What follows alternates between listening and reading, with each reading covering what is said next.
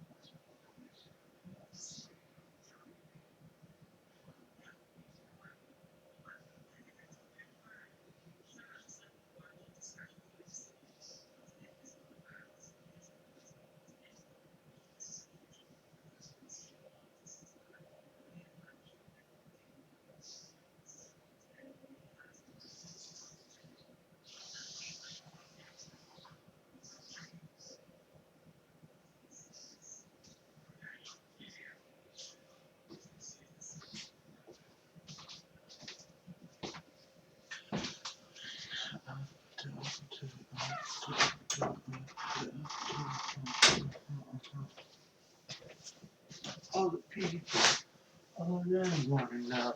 What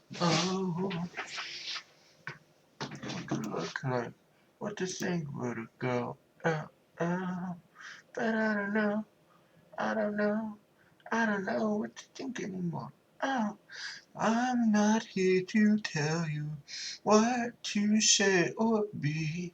Why is everybody just like me?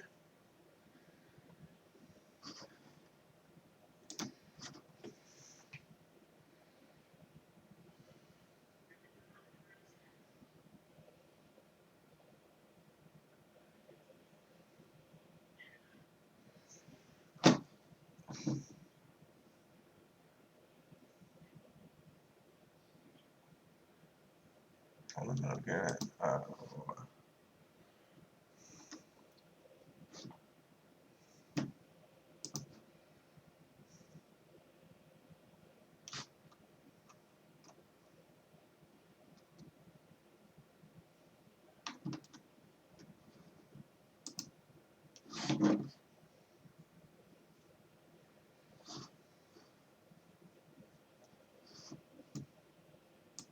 Building blocks for life in the samples returned from asteroid Bennu. Now, if you remember, NASA's OSIRIS-REx mission collected a sample of the asteroid in late 2020.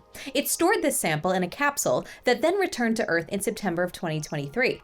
After opening the capsule later that year, NASA announced that OSIRIS-REx had collected a total of 121.6 grams of material. That may not sound like much, but it's more than twice the amount that NASA needed. Scientists are now analyzing some of the material, and this week, some major results came in. NSF's Patrick O'Loughlin spoke with some of the scientists who worked on these studies. We literally took the pebbles, the dark beach sand, and we put it in a test tube with water, sealed it, and boiled it at 100 degrees C. So we literally made Bennu tea.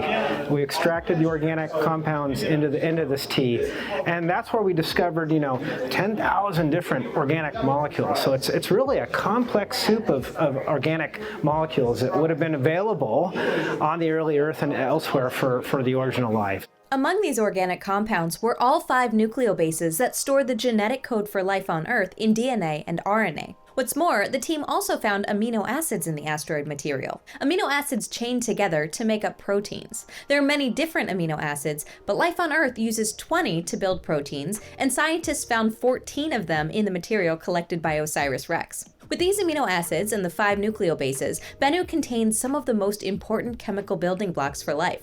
But there's also something interesting going on with these amino acids. Amino acids themselves come in kind of 2 flavors, just like your hands, left-handed and right-handed, and they're non-superimposable mirror images. So as you put your hands down, the thumbs stick out, amino acids are the same. Now, all life on Earth uses exclusively the left-handed form. So if these samples had been contaminated, we should have seen more of the left-handed form, and we didn't. We saw equal mixture. So these things are basically as clean as you can get with respect to contamination. But the even mix of left-handed and right-handed amino acids didn't just mean that the sample wasn't contaminated. Scientists aren't sure why life on Earth only uses left-handed amino acids, and they believe that life can also be possible with the mirrored forms. But we've never seen that mirrored life, so it's kind of puzzling. There was a hypothesis that the early solar system contained more left-handed amino acids than right-handed, but Bennu's sample means some bad news for that hypothesis. Bennu was selected as the target for OSIRIS-REx specifically because it contains material from the early solar system, so if that shows an even split, something else must be responsible for the left-handed life that we're used to. But that's something for the scientific community to work out in the future. Another interesting find among the thousands of organic compounds was ammonia, and lots of it. The finding of really high abundances of ammonia in the Bennu samples was another big surprise, actually. We weren't expecting that. We've analyzed samples from another asteroid Ryugu, collected by the Hayabusa 2 mission. There wasn't a lot of ammonia in those samples, very depleted. But in Bennu, we're seeing like 75 times higher than the levels we're seeing in Ryugu. To put it in perspective, it's about 100 times the levels you'd find in your backyard soil. So this is a high amount of ammonia. Now, ammonia is important for biological processes. It's part of the nitrogen cycle. It's actually an important building block for the formation of amino acids and nucleobases, the building blocks of life. So it's critical. There could have, however, been another source of ammonia on Bennu, and that's the OSIRIS-REx spacecraft itself. It uses hydrazine as fuel for its thrusters, and that happens to produce ammonia when the thrusters fire. So how do we know that the ammonia on Bennu wasn't just brought from Earth? We had the foresight in 2016 to collect some of the fuel that was loaded on the spacecraft to analyze it right here for its isotopic ratio of measured in hydrogen. We were able to compare the data we got in 2016 with the data from the ammonia and say that they are definitely different. So it is not contamination from the spacecraft. It is a different isotopic ratio that came from the outer solar system. And to be extra sure about their results, the scientists performed the same study on control samples where they knew what results to expect. And so because we're good scientists, here's Bennu. Here's our negative control of a fused silica that was heated in an oven at 500 degrees C overnight to burn off all the organics. And there's our positive control of forced meteorites. If the study said that the negative control contained organic compounds, they'd know something was wrong. And the other way around, if their study found no organic compounds on the positive control, something would be very wrong as well. Well, both controls gave the results that the scientists expected, so they are very confident in their results. While this team analyzed organic compounds in Bennu samples, another team of scientists studied the samples for salt crystals. They found types of salt crystals that have never been seen before in meteorites, but are occasionally found on Earth in places like Cyrils Lake in the Mojave Desert. The same minerals are also present on the dwarf planet Ceres and Saturn's moon Enceladus. The scientists believe that these crystals can only be present in the OSIRIS-REx samples if Bennu's parent asteroid had flows of brine underneath its surface. The salts in this brine could have then helped to form organic molecules, like the ones found by the other team. The two studies published this week are only some of the first results from the Bennu samples, but they've already surprised scientists and shown that there's much more to be found. And fortunately, OSIRIS-REx brought back much more material than expected. We didn't bring back any huge boulders or anything, but we brought back about a cup full, so 120 grams, which was twice the amount that we were required to bring back. And like I said, we've only analyzed a few tens of milligrams, very small percentage of what was returned. And it's amazing how many scientific discoveries we have from such a small amount of sample. So I'm really looking forward to the future. 70% of this return sample will be archived, saved. Some of it's been frozen in a freezer, and will probably be opened, 5 decades from now. And folks will have an opportunity to study it with techniques that don't even exist in our laboratories today. So there's going to be so much new information that we're going to learn about the history of Bennu and the parent body from these really precious samples. For the last decade or so, India has slowly been working on a human spaceflight program of its own using the country's Gaganyaan spacecraft. As part of that program, India is expected to conduct the first uncrewed orbital flight of the Gaganyaan spacecraft in the coming months. This week, the capsule was fitted with the propulsion system that will be used to control its attitude during re-entry through the atmosphere on its return to Earth. This installation took place at the Liquid Propulsion System Center within the Indian Space Research Organization, India's own space agency. There, engineers also installed the crew module uprighting system, which will aid in keeping the capsule upright after splashdown. The crew module is now being moved to the Vikram Sarabhai Space Center to receive its avionics package assembly and electrical harnessing. From there, it's planned to go to the U.R. Rao Satellite Center for final integration before launch. Once all of this work is complete, the capsule should be headed to the launch site, where it'll be integrated with its service module and crew escape system ahead of stacking with its launch vehicle, a human-rated Launch Vehicle Mark III. Last month, ISRO confirmed that the stacking of this rocket had started at the Satish Dhawan Space Center ahead of this historic first demonstration mission. Now, as to when an Indian astronaut will actually ride on Gaganyaan, that'll take a bit more time. After this mission, India plans at least another 2 uncrewed test flights before putting any humans on board, so this could mean a crewed flight test may not happen until well into next year. But well before that, India will be flying one of their own on the Axiom 4 mission to the International Space Station. This week, NASA confirmed that the agency and its international partners have given the green light for the launch of the Axiom 4 mission in spring of this year. The mission, launching on a SpaceX Crew Dragon spacecraft atop a Falcon 9 rocket, will be carrying a crew of 4 to the ISS for a 2-week stay at the orbiting outpost. The mission will be commanded by former NASA astronaut and director of human spaceflight at Axiom Space, Peggy Whitson, who previously flew on the Axiom 2 mission and will again be participating on this mission. Her pilot will be Shubhanshu Shukla, one of the 4 astronauts selected by India in 2024 to fly as part of the country's human spaceflight program. His flight was arranged as part of the ongoing cooperation between India and the United States to further strengthen the relations of both countries in space. Alongside Whitson and Shukla will be 2 European astronauts, Sławomir Uznański from Poland and Tibor Kapu from Hungary. Uznański is flying as a European Space Agency project astronaut, while Kapu's flight is directly sponsored by the Hungarian government. This green light gives the go-ahead for all parties involved to prepare for a launch in the spring, which means we're likely going to see up to 3 Crew Dragon flights in quick succession between Crew 10, From 2, and this mission. Over time, space is becoming a hostile environment, and it's not because of its inherently risky and hazardous nature, but rather because of humans. The last decade saw an increase in the use of space as a warfighting domain, from anti-satellite weapons tests to testing the hijacking of satellites, and even testing the deployment of warheads directly from orbit. Many countries are developing space-based defense systems that can detect these and stop them in their tracks before they can harm anyone, so it's no surprise that among the several executive orders that US President Donald Trump has signed, one focused on the reinforcement of US defense in space. But before we go into that in particular, we have to rewind to 2019 when Trump's first administration established the Space Development Agency, an agency under the US Space Force that's in charge of developing constellations of space-based defense systems and military communications. This agency started what it calls the Proliferated Warfighter Space Architecture, which is a mega constellation of satellites of different types split into layers and deployed in batches that are called tranches.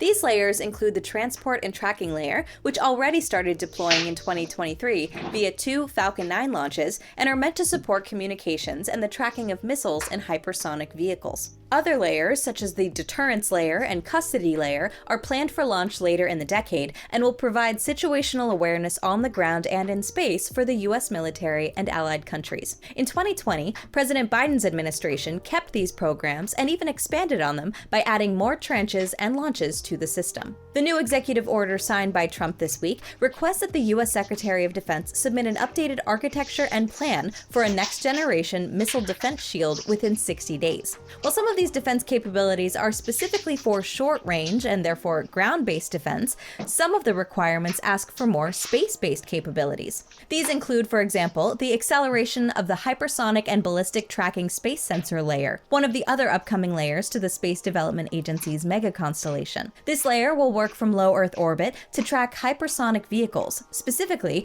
those that are classed as hypersonic glide vehicles, which are particularly harder to detect and track in real time as they can quickly change course during their glide phase. The program is currently in its prototype phase, and just last year, it launched 2 prototype satellites on the USSF-124 mission on board a Falcon 9 rocket. The executive order is therefore asking for an acceleration of this program to put it into operational action as soon as possible.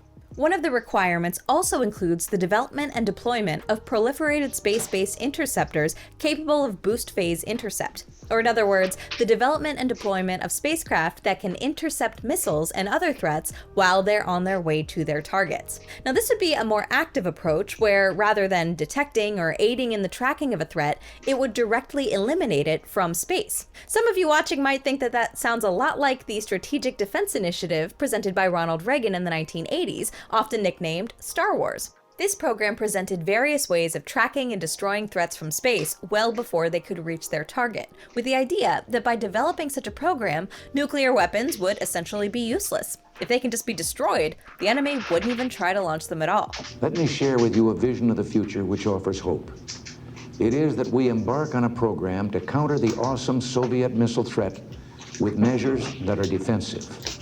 Let us turn to the very strengths in technology that spawned our great industrial base and that have given us the quality of life we enjoy today.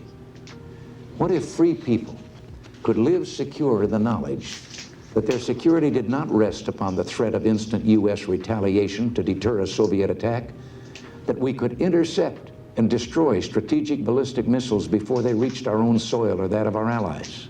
Some of the options initially studied included actual weapons like lasers and other systems that could remotely affect the threat and eliminate it. This proved to be a lot harder to develop than previously thought, though, and other simpler ideas gained more traction, such as the space-based interceptors idea. Still, this necessitated capabilities not present at the time, but that are now a reality. Things like low-cost launches, high launch cadence, and proliferated satellite systems, also known as mega-constellations. The program eventually ended in the early 1990s, both because of what was seen as insurmountable engineering challenges, and also because the Cold War had ended and the threat of a nuclear war was seen as much lower than when the program began. Even now, though, despite all of the changes in the space industry over the last 30 years, some of these challenges still remain, and it's going to take a while until the systems are developed. But one thing is for sure, we certainly hope that these capabilities will never have to be put to use in a real scenario.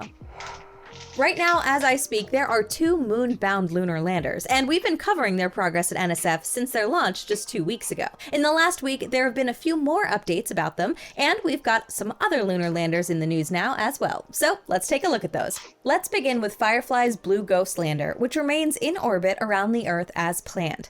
On January 24th, the spacecraft performed a short correction burn using its reaction control thrusters to increase its apogee, or its highest point in its orbit around the Earth. This adjusted the lander's orbit, keeping it on track for a translunar injection burn a few weeks from now. Firefly says the burn was so accurate that engineers think that there won't even be a need for another burn as originally planned. During this phase of the mission, where the lander is orbiting the Earth, Blue Ghost has been snapping pictures and videos showing views of our home planet in high definition.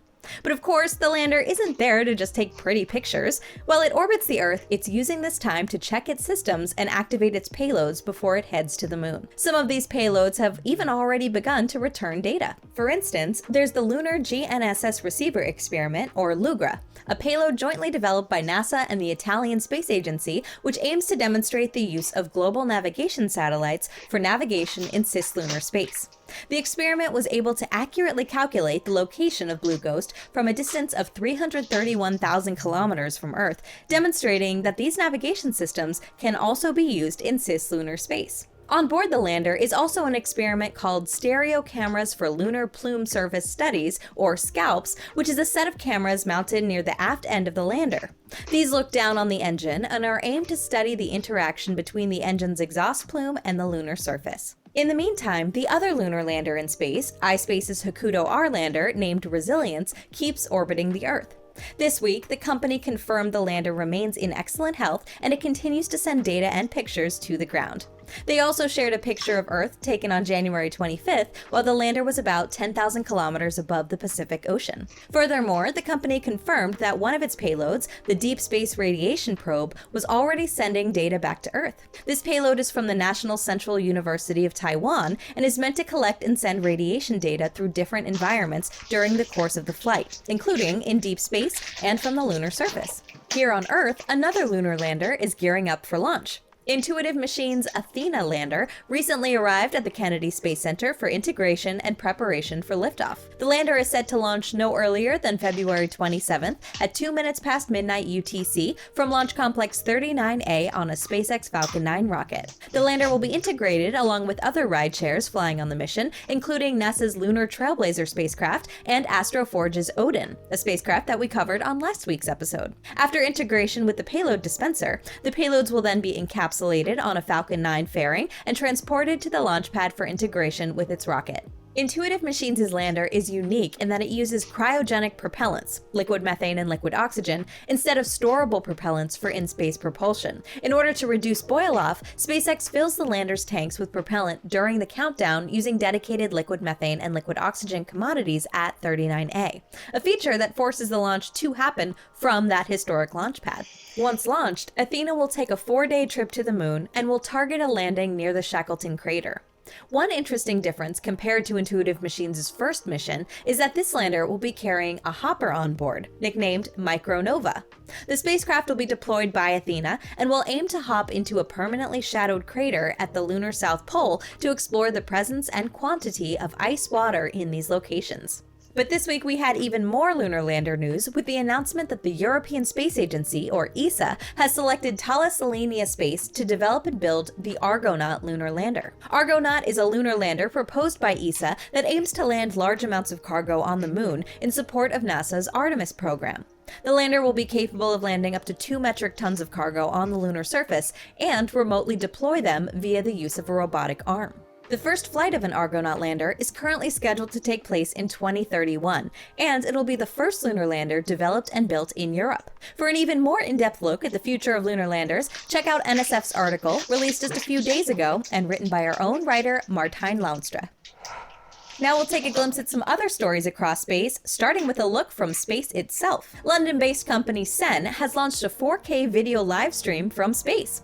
The stream is from the company's own high-resolution cameras installed on the exterior of the Columbus module on the International Space Station. These cameras live stream for 20 out of 24 hours a day, which is when the company has live downlink from them. During the remaining 4 hours of the day, the stream shows replays of other clips captured with the cameras at other times. According to the company, quote, Sen's vision is to democratize space using video to inform, educate, inspire, and benefit all humanity. This 4K stream is just one of the many steps of the company's programs, and they're aiming to launch even more cameras next year. Next week, NSF will be hosting a live interview with Sen CEO Charles Black as part of our ongoing series called Europe's Future in Space, so be sure to keep your eyes peeled for that and don't miss it. This week, SpaceX and VAST have announced that they're teaming up to offer research opportunities in orbit. These opportunities were initially offered by SpaceX on its own about a year ago when the company debuted a human spaceflight page on its website, opening itself up to offers to fly experimental payloads and researchers on free-flying Dragon missions, or even on missions to the ISS. This week's announcement, however, included VAST in the equation, and the form used to submit proposals now includes VAST as well. These opportunities will still make use of SpaceX's Dragon, but now also add the possibility of flying to VAST's own space station, Haven 1. It's definitely not surprising to see both companies teaming up in this manner, given that Haven 1 will launch on SpaceX's Falcon 9, and that it's meant to be serviced by Crew Dragon capsules. So who knows, maybe in the future they may even team up for bigger programs too. Now let's take a look at the space traffic of the week and see what's coming up next week in spaceflight. Starting off the week, we had a Starlink mission on January 27th. Falcon 9 lifted off at 22:05 UTC from Space Launch Complex 40 in Florida. Of the 21 Starlink V2 mini satellites that were added to the constellation, 13 had direct-to-cell capability. The booster on this mission was B-1076, which flew for the 20th time and became the 9th booster to do so. It ended its mission by successfully landing on SpaceX's drone ship, a short fall of gravity. With this mission, SpaceX has now launched a total of 7,821 Starlink satellites. Of these, 827 satellites have re-entered, and 6,243 have moved into their operational orbits. Next, we had a mission launch from India. On January 29th at 53 minutes past midnight Universal Time, a Geosynchronous Satellite Launch Vehicle, or GSLV, lit its solid core and liquid side booster engines and lifted off from the Satish Dhawan Space Center. According to ISRO, this was the 100th launch since India established its spaceport on the Sriharikota Island. To get to that number, however, you have to include some of the suborbital experimental missions and disregard the more than 500 suborbital sounding rockets that have launched from the complex. This week's mission carried a regional navigation satellite into geostationary transfer orbit. Once the satellite has reached its operational orbit, it can be used for navigation on mobile phones, just like GPS. But since it's in a geostationary orbit, it'll only be available in the Indian subcontinent. Back in Florida, we had another Falcon 9 launch on January 30th. Falcon 9 lifted off from Launch Complex 39A at 1:34 UTC with the SpainSat NG-1 in its fairing. This satellite will provide secure communication for governments and emergency response teams throughout Europe. The NG in the satellite's name stands for New Generation, and this is the first of 2 satellites that will replace the current SpainSat and XTAR EUR satellite. The second will be launched no earlier than September of this year. The booster on this mission mission was B-1073, which flew for its final time as it was intentionally expended, wrapping up an impressive career of 21 flights. These missions included, among others, 13 Starlink flights, a CRS-27 cargo mission to the International Space Station, and the first Hakuto-R mission to the Moon. Closing out the week, we had a spacewalk on the International Space Station. On January 30th, NASA astronauts Sunny Williams and Butch Wilmore put on their EVA suits and opened the hatch on the station's airlock at 12:43 Universal Time. Sunny went out for a ride on the end of the station's robotic Canadarm, which moved her into position so that she could remove a radio antenna from the station's truss. This was Sunny's 9th spacewalk, and it proved to be a special one. She's now the female astronaut with the longest time spent spacewalking at 62 hours and 6 minutes total,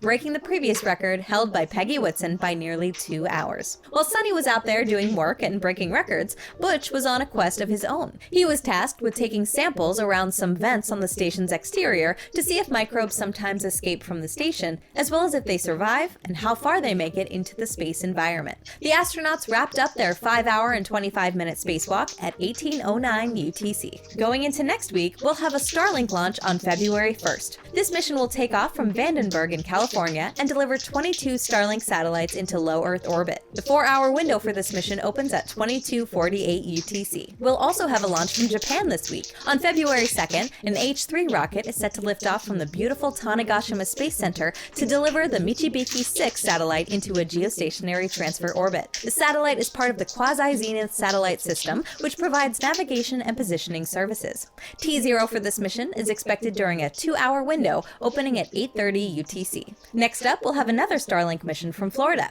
Falcon 9 will deliver another batch of direct-to-cell satellites to low Earth orbit. The 4-hour launch window opens on February 3rd at 8:54 Universal Time. Later that day, an Electron is set to lift off from Rocket Lab Spaceport in New Zealand at 20:43 UTC. The payload for this mission is a batch of 5 Internet of Things, or IoT, satellites for the French company Kinéis. It's the 4th and penultimate launch for the constellation of 25, so Rocket Lab is calling the mission IoT for You and Me. A few hours later, another Falcon 9 is expected to lift off from Florida. This time, the rocket will lift 2 Earth observation satellites into low Earth orbit for Maxar's Worldview Legion constellation. The window for this launch opens on February 3rd at 23:32 Universal Time and lasts for about an hour. The booster will come back to the Cape for a return to launch site landing, so expect some sonic booms if you're in the area. And wrapping up the week on February 4th, Blue Origin plans to fly its New Shepard rocket. This flight was originally set to fly last week, but Blue scrubbed it after some issues popped up with the booster's avionics. The capsule's loaded with 29 science and technology experiments, and an additional payload is attached to the booster for a total of 30 payloads, many of them provided by NASA. Blue Origin plans to do something special compared to other New Shepard missions, as the capsule will spin at 11 revolutions per minute to simulate lunar gravity. The window for this flight opens on February 4th at 15:30 UTC. And that's your weekly update of spaceflight news. I'm Alicia Siegel for NSF, and we'll see you all again next week to recap this week in spaceflight.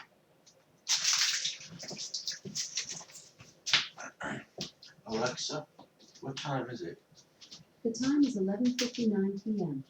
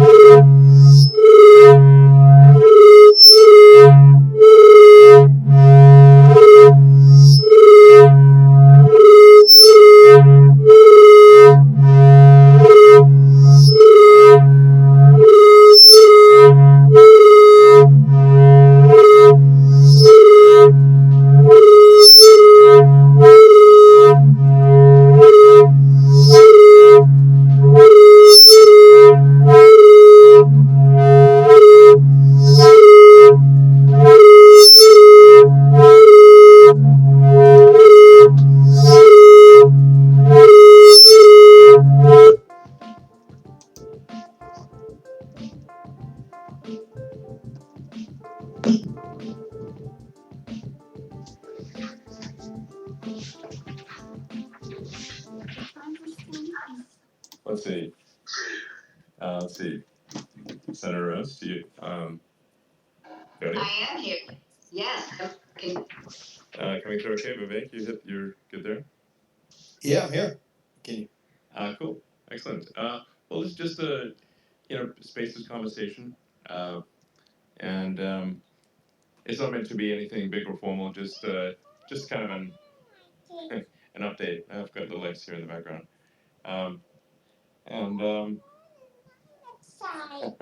we can also take some questions about Mars and other things if people are interested. All right. We're talking to people on the internet. So let's see. Well, first of all, it's obviously a tremendous honor to be working on Doge, and for this to be something that President Trump recognizes as important enough to include in his inauguration speech.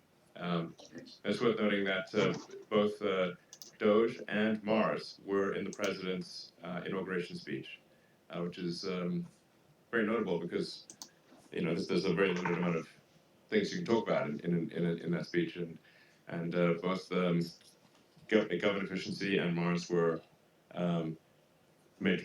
prominent elements of the inauguration speech and in the early executive orders as well.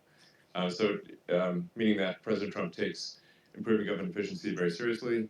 Obviously, although it is a humorous name, ironically, I think Doge will have a very serious, a very serious and significant impact on government waste and and fraud and abuse, which is really astonishing in its scale and scope. Um, and Senator Ernst actually has been working on this for, I think, perhaps more than a decade. I think a long time, and has uncovered many crazy things. So that's why I invited her to speak, as well as for.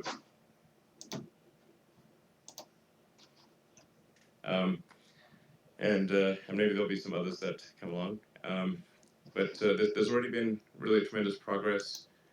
We've, a rough estimate is that there's at least a few $1 billion a day of savings.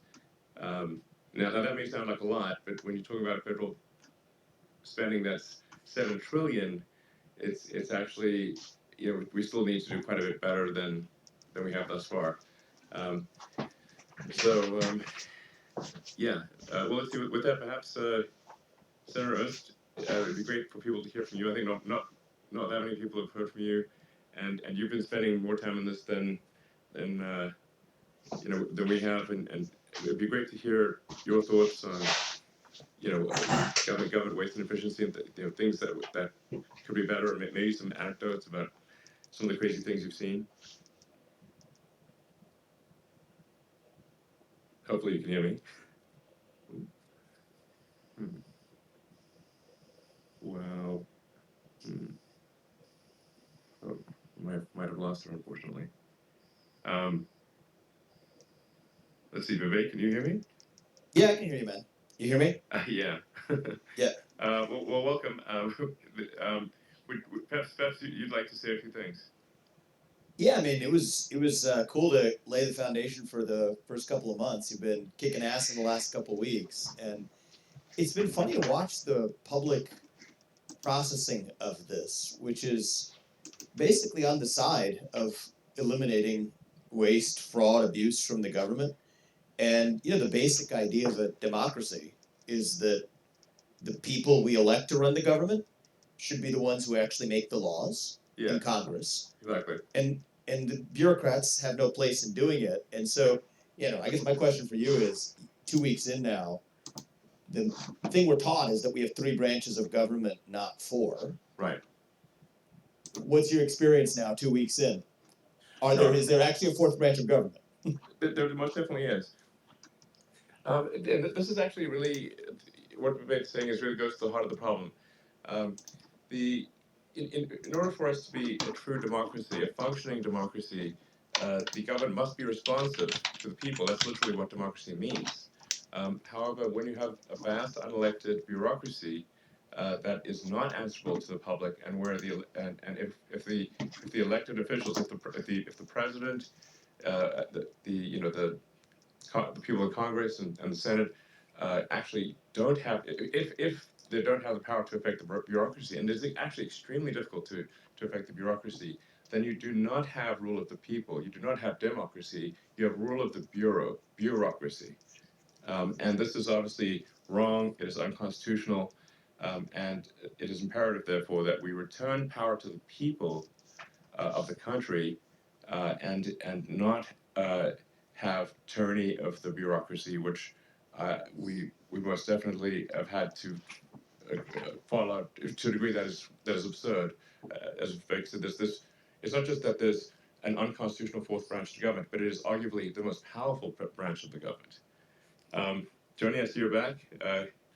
Would you? Yes. Can you hear me now? I can, yes. Yep. I apologize, gentlemen. Yes, it hopped to my laptop.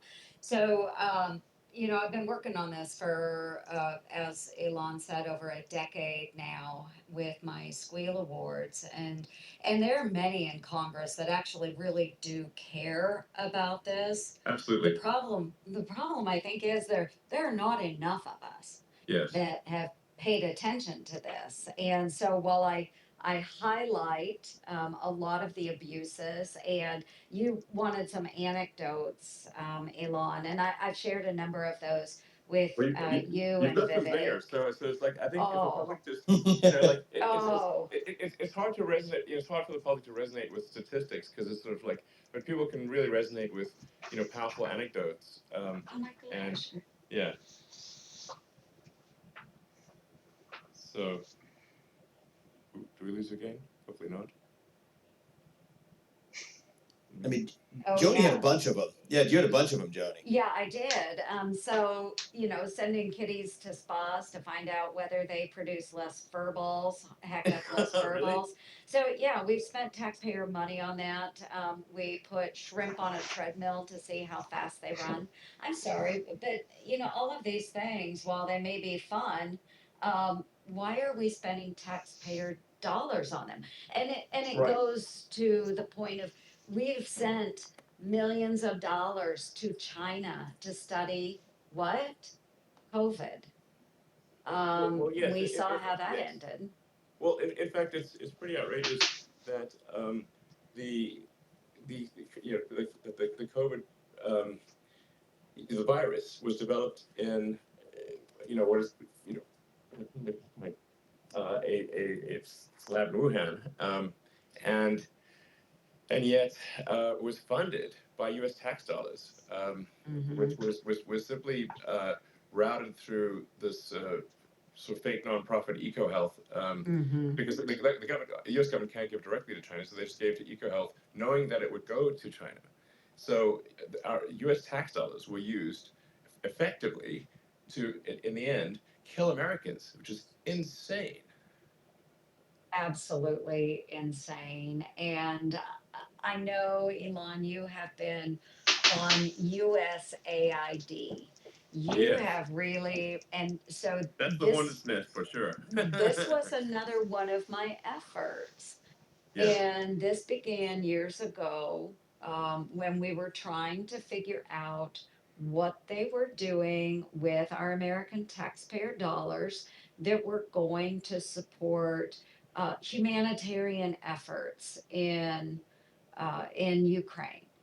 So I wanted to know exactly how those dollars were being spent, and Right. not A just in reasonable request. yes. Oh my gosh. And I shared this with you earlier, Elon, just privately, but we got all kinds of threats from USAID because I was trying to exercise my oversight capacity in Congress.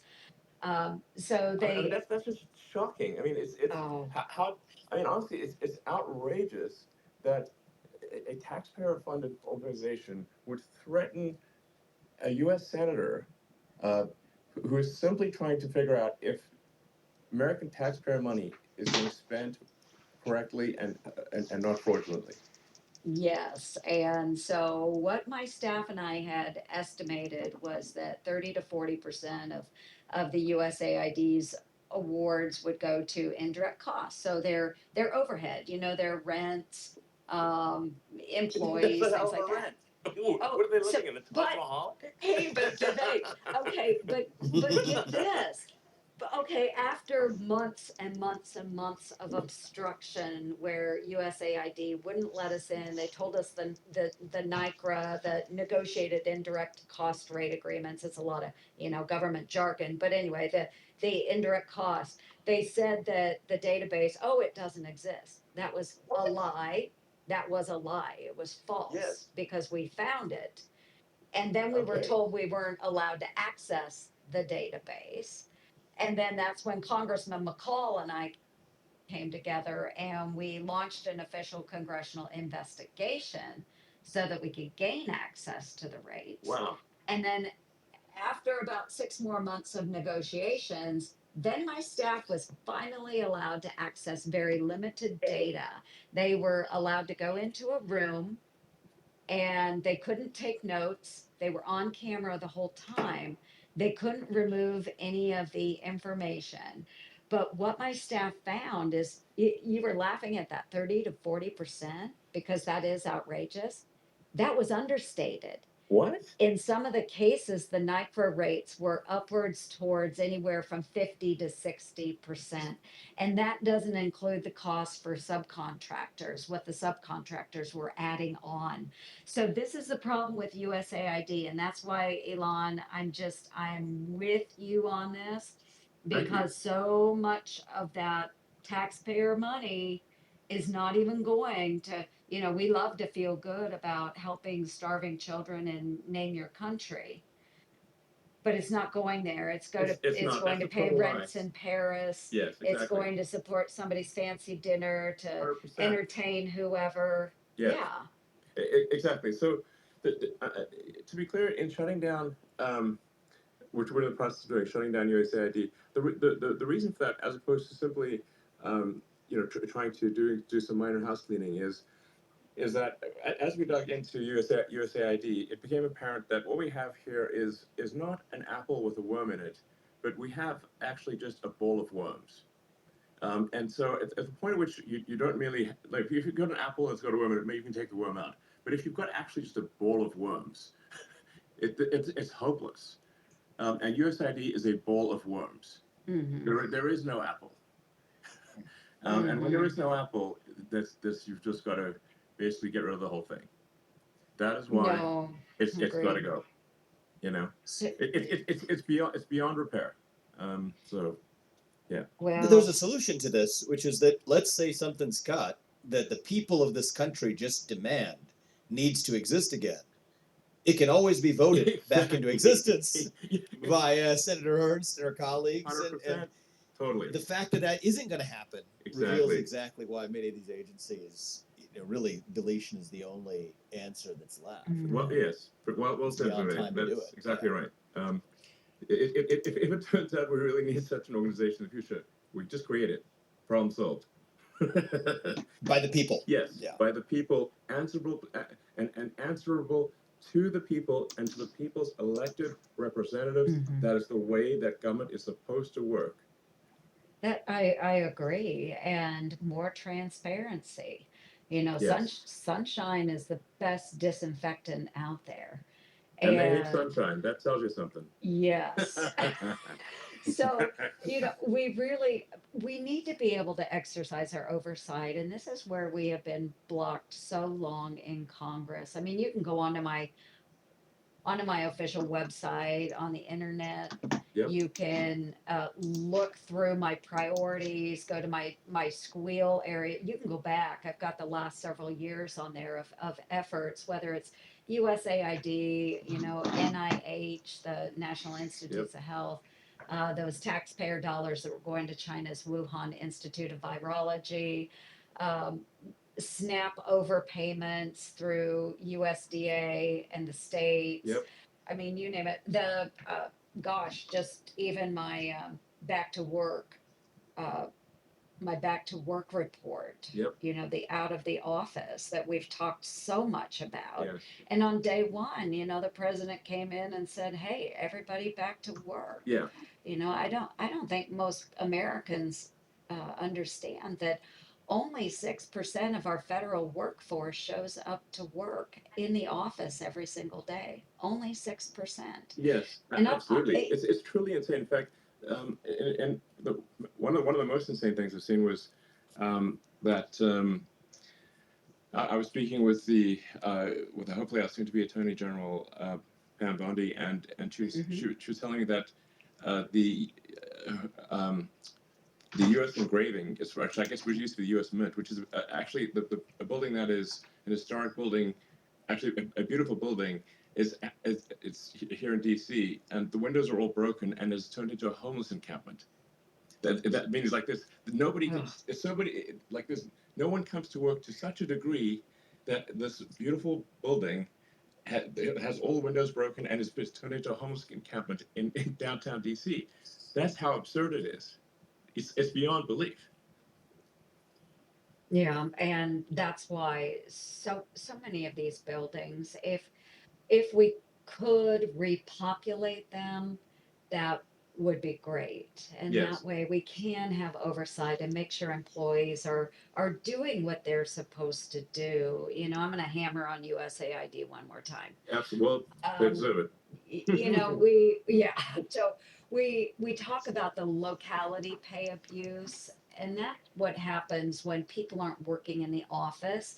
What they're doing in DC, and not everyone. I don't want to accuse every Sure. federal worker of being a bad actor, but I have seen so many examples of this. We had a USAID employee that was falsely using an office supply retailer's mailing address.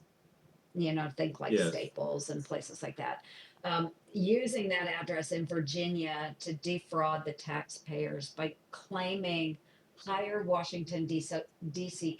locality pay, but they were actually living in another state full time. And they had the full knowledge and assistance of their supervisor in pulling off this scam.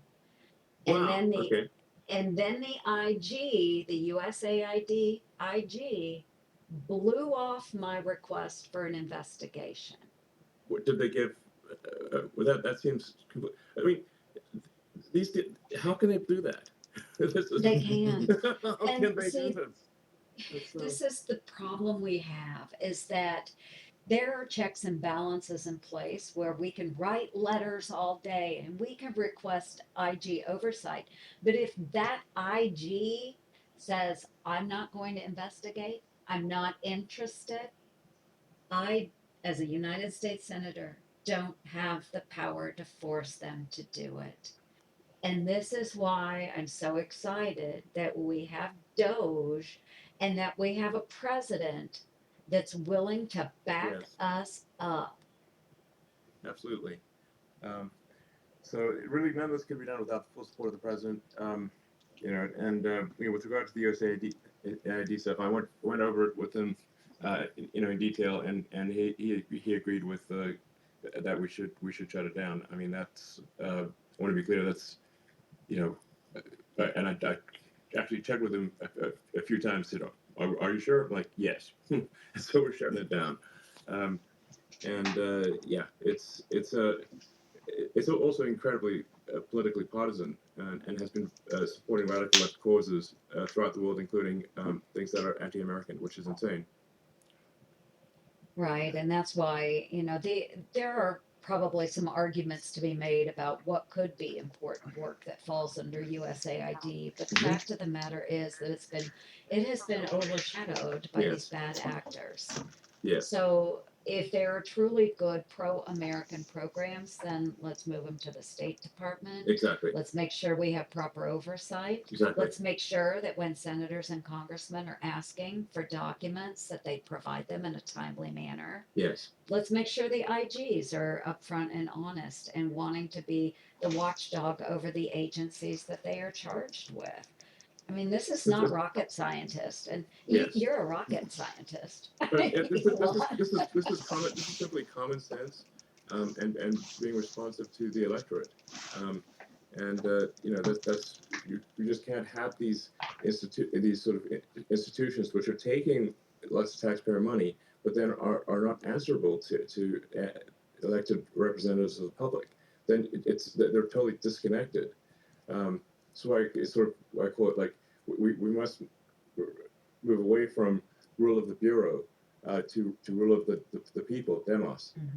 I would say I'm hopeful that some of this creates momentum, Joni, Yes. with senators, with some of your colleagues as well in passing the REINS Act, right? I mean, half of this is decades of Congress effectively just punting off the responsibility to avoid accountability. Not you, but many of your colleagues over the years. And hopefully, if this is a catalyst to say Congress and the Senate say we take the lawmaking power back to the elected representatives of the people, and get the kinds of things done that haven't gotten done for years, like the REINS Act and other mechanisms to say lawmaking power comes back to Congress. I think that could be one of the best things to come out of all of this. I'm hopeful that happens this time. I know you're supportive. Yeah. Yeah. I mean, like I said, fundamentally, there's got to be a feedback loop to the people. You can't have these organizations that are just disconnected from the will of the people. Like I said, you just fundamentally do not have a democracy in that situation. You have tyranny of the bureaucracy, which is just inappropriate and needs to end. By the way, who's pumped up about you bringing everybody back to work is actually Muriel Bowser, mayor of D.C. Okay. I mean, you're talking about the homeless encampments. I talked to her maybe last month or month and a half ago. And that's a Democrat. It doesn't matter. It's basically the base principle of A, self-governance, and B, saving money and making sure that our buildings aren't being infested by homeless invasion, but instead is actually creating a thriving capital. I think is shockingly a bipartisan idea. if we give people the permission to come out as Democrats and say those things make sense, which I think we're seeing some of, which I think is cool. No, you're absolutely right. The lack of people showing up for work in DC has actually made DC look like a ghost town. In fact, I mean, parts of DC, it looks kind of post-apocalyptic in parts of DC because once people stop coming to work, then the restaurants close down, then the stores close down, and then you just have boarded up stores and restaurants. And it destroys the small businesses in downtown DC. So, you know, yeah, and there's a reason why people come to work and are more effective and more collaborative in one place. Yeah, we're sort of rediscovering why do you have offices? Oh, it turns out there's a reason. You know, so and the president has made his will clear. Like, so return to work. That's it. End of story. You know, so. I think the first 2 weeks has been pretty massive. Yes. And if it continues at that rate, I mean, even if you think about one of the big economic questions right now is the 10-year Treasury rates, right? They're going up. Bond markets don't like our national debt. If this is the pace of what cutting looks like presented in a coherent plan, I'm hopeful that bond investors and credit investors of the U.S. government debt can at least say, okay, this is positive progress, which actually will bring down not only the costs that you're cutting directly, but also our interest rate costs. Yes. And I think that's really when we hit a virtuous cycle here, which I think could happen soon. No, I agree. Actually, the bond markets do not currently reflect the savings that I'm confident we can achieve.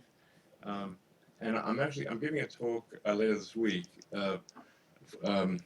with J.P. Morgan Chase and Jamie Dimon, and that'll be obviously a financial audience, and really to say, look, if you're shorting bonds, I think you're on the wrong side of the bet. Yeah. I mean, you know, it's basically seriously. Yeah, it's like really like basically the bond. I mean, there will be less debt needed as we stop wasting taxpayer money on crazy things like whatever the $50 million for condoms to Gaza, which I suspect didn't actually end up being condoms in Gaza. That's a lot of condoms, guys. What is that, a super tanker of condoms? I mean, how many do you need? Oh my gosh, you guys. That's a real line item. That's not Well, is this fiction?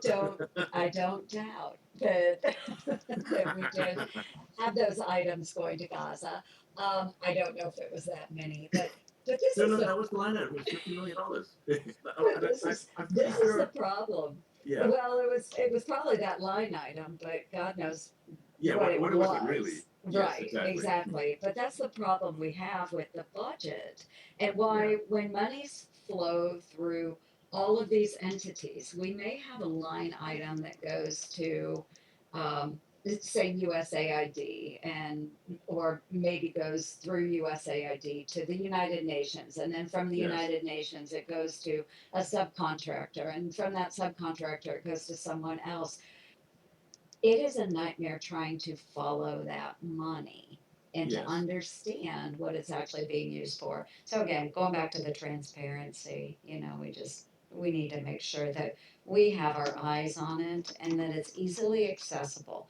And Yes. maybe not just by members of Congress, but also the public as well. I agree. It should be, if it's public money being spent, it should be in full view of the public. But when they want to hide the stuff, frankly, it is the reality is because there's massive fraud and abuse. That's the reality. Nobody needs to hide something unless they have something to hide. You know, once in a while you've got something that's say an intelligence operation or like that actually needs to be classified, but that's a rare situation. That's a tiny fraction of expenditures. The vast majority of these things it's unfortunately a tremendous amount of fraud and abuse. Now, and the reason that is so extreme with the federal government is that the checks never bounce for the federal government. Okay, so the federal government can always make more money. And the problem is that in doing so, that's what creates inflation. Something that I really want to reinforce for people is that it's government spending that creates inflation. So when you see prices go up at the grocery store, it's because the government spent more money than it brought in taxes, increased the money supply, diluted the value of money, and made your paycheck go uh, be less valuable. It meant like the prices are going up because of government induced spending, of government spending that results in inflation.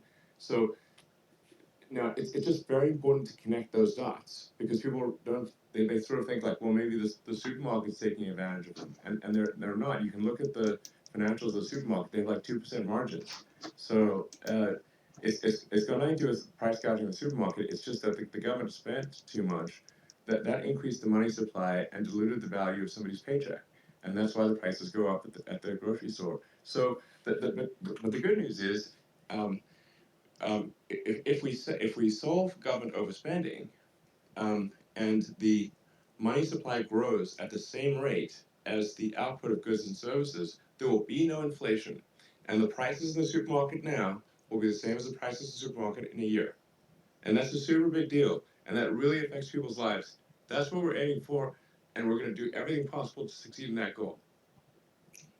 And I think every dollar saved, I mean, the problem you just mentioned, Elon, is exactly why 10-year interest rates on US Treasuries are persistently going up. Even if the government's trying to make them go down, the market's bidding them right back up. Yes. But conversely, for every dollar, hard dollar actually saved, right? So how many ever billion it was in the first 2 weeks, there's actually, it's almost like a 2-to-1 saving, because that means that the interest rate that lenders to the US government charge will go down. Yes.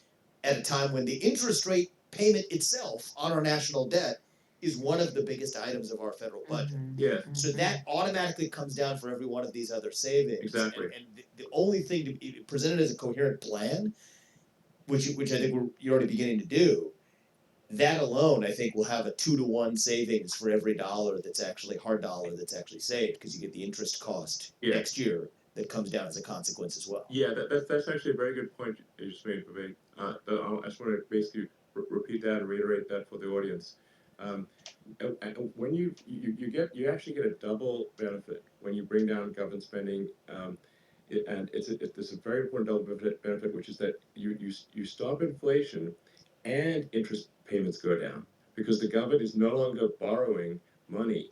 So if the government is borrowing money, it's actually competing with everyone else to borrow money, and that drives up the interest rate. So if we solve government spending, in a nutshell, your grocery bill stays the same, your mortgage payment goes down, and your car payment goes down, and your credit card bill goes down. Exactly. I mean, I think that's what the people of America want. I mean, obviously. Yeah, You know, I that's a couldn't good agree. goal.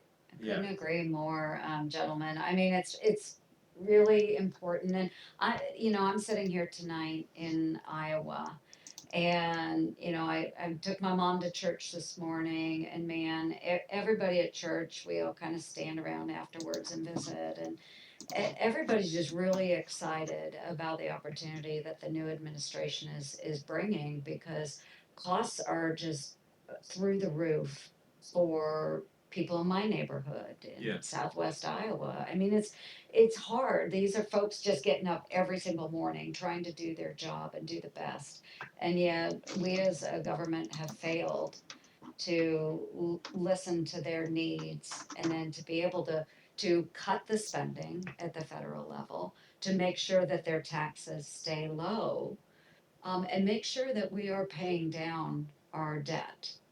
No more deficit spending. Let's try and balance this budget as best we can. And we've heard plans from, Ron Johnson and others in the Congress, but we've really got to get serious about it, because like every one of my constituents owes $67,000 to our national debt. That's Yeah, and outrageous. and it's getting worse over time. So, really, if we don't do something about it, America's going to go bankrupt. That's a fact. So we must do something about it. It's imperative. Senator Mike Lee, I see you've joined. Would you like to add something to this conversation? I know you've got some great stuff as well to talk about. Yeah, I'd love to. Thanks so much for the invitation. Look, I see this as an inflection point. Every 75 to 90 years in Anglo-American history, we've seen a major upheaval. We had one in 1776, another one in 1861, another one in 1937. 2025, Yeah. we're due for one. And I think that's going to be the Doge revolution. And I think it has to be about much more than just the individualized, wasteful spending Yes. pet projects. At the core of all this is a fundamental ailment, which is that we've misconstrued the purpose of the United Yes. States government. It's supposed to be about just a small handful of things: weights and Totally. measures, trademarks, copyrights, and patents, regulating interstate Exactly. foreign commerce, and Yeah, war. no. I That's mean, it. the founders of the country So- it would blow their minds that that the federal government has gotten so gigantic and is interfering with people's lives in so many ways. That's exactly right. And then we've compounded the problem once we lost track of what the federal government's Yes. purpose is. We put the wrong branch in charge of the wrong responsibilities. We've been making most of our law, 100,000 pages a year, through the executive branch, which the Constitution says Right. you can't do. It says you cannot make a federal law unless you go through both houses of Congress and then give it Yes. to the president. So we've destroyed federalism and separation of powers. I think for Doge to succeed, we have to restore both Absolutely. of those. In my view, the best way to start is by passing the REINS Act, which would require Congress to enact those laws. And I think to get that passed this year, we've got to attach it to the debt ceiling bill. I Sounds posted good to on me. that on my Base Mike Lee I campaign mean, website. I absolutely agree with you 100%. I mean, what you're saying is just absolutely true. There's vast amounts of federal regulation, which are de facto laws that are created. That it's an incomprehensible amount. It's literally no human could possibly even comprehend it. If you tried your hardest your whole life, a single human could barely understand a small fraction of the regulations and these regulations. You know, if you look at them, there's millions of them. And it's not like any one regulation is the showstopper, but it's. I mean, the way I sort of visualize it, it's like Gulliver. Like America's like Gulliver, tied down by millions of little strings, and we need to cut those strings and free the giant. But Exactly. That's exactly right. Those laws, which they are laws, those will put you in prison. Those will shut down your business. Those will ruin your Yes. life if you disobey Exactly. them. No different than any other Yes. law. It's totally crazy. well, it is exciting. Elon, isn't it true? President Trump has an executive order that says for every one new regulation that is put into place, 10 have to be rescinded. Yes. Yes. Now, of course, the bureaucracy is going to try to game that by like having the one regulation sort of when like somebody says, well, I have everyone can ask one question, but then have a question in like 10 in like 10 parts. So it's possible to it's possible it's possible to game the regulation. So I think in addition to that executive order, which I certainly applaud, I think we need to go and do wholesale uh, uh, removal of regulations. Like regulations basically should be default gone, not default there, default gone. Um, and if it turns out that we missed the mark on a regulation, we always add it back in. These regulations are added willy-nilly all the time. So we just got to do wholesale spring cleaning of regulation and get the government off the backs of everyday Americans so people can get things done and the government doesn't have a sort of boot on the neck of the average Americans, which is because what are the the core founding values of this country? What has made America great? What will lead to further greatness is a focus on merit, that you get ahead as a function of your hard work and skill, and that you have freedom. It's free. It's the land of freedom and opportunity, and if the government has millions of regulations holding everyone back, well, it's not freedom. We've got to restore freedom. And by the way, that's copied, multiplied, and 50-fold higher, where each of the 50 states then do the same thing. Yes. And many of these federal regulations are duplicative of the states doing the exact same thing, where the bureaucracies in each of the states are behaving like the federal government. So you think about the impact of people's lives, it just layers one on top of the other. And, like you talk about zero-based budgeting, I really like this concept of zero-based regulations where the default is nothing and build back on top. Nothing, exactly. Right. I mean, it used to be That's like, what our founders wanted. yeah, absolutely. It used to be like, not that long ago, if you wanted to start a business, you just start a business. You just go, you just No open a license. store. You can just do it. The government's not like prying into every part of like get the license for this, do the license for that, get 17,000 permits. I mean, like you look at LA, and like how it's like, I mean, when I lived in LA, it was hard to get a permit to remodel your kitchen. And now, with this disaster that's happening in LA, this terrible tragedy, just the sheer number of permits required to build a house are staggering. Basically, they've made it illegal.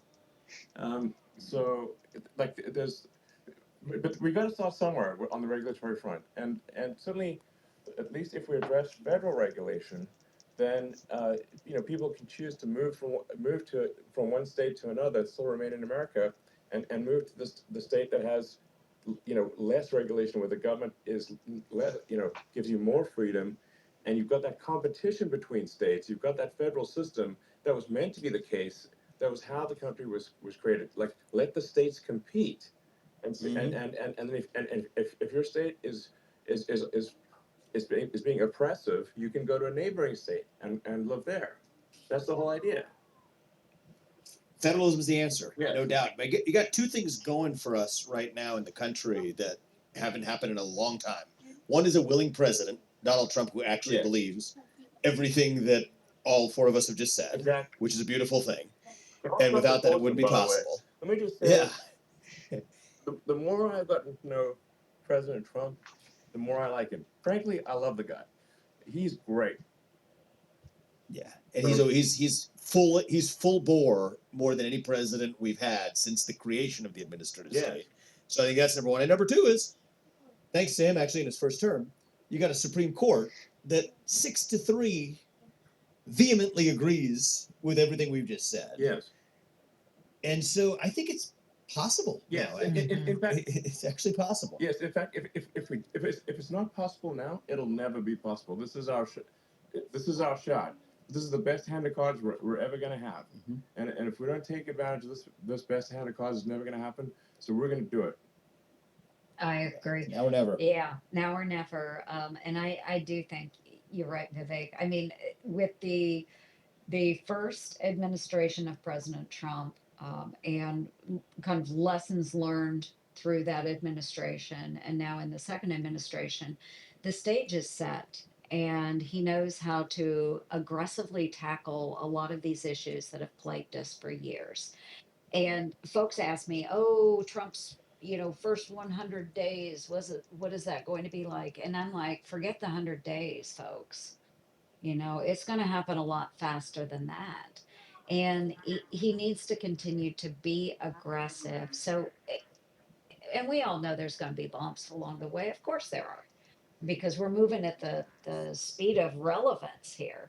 But we've got to get in there and make an impact so that our constituents can actually see the benefit, because we've got a tough mid mid-cycle or mid-presidential year election coming up in 2026, and we cannot lose the House or the Senate, because then the president will be dead in the water. Yeah, And absolutely. we just need to move out. Well, that's Move out. Yeah, I mean, I think that's really the people will judge the performance and whether actually we got things done and whether things are better off, and in 2 years. And I think if people feel like, yeah, they're better off, the country's working better, they feel like, there's, the reward for hard work is there, that their their paycheck's going further than it used to, that their standard of living is better, their mortgage is lower, the credit card bills are lower, the prices at the stores are the same, they haven't risen dramatically, then I think there's no problem. We will win the next election.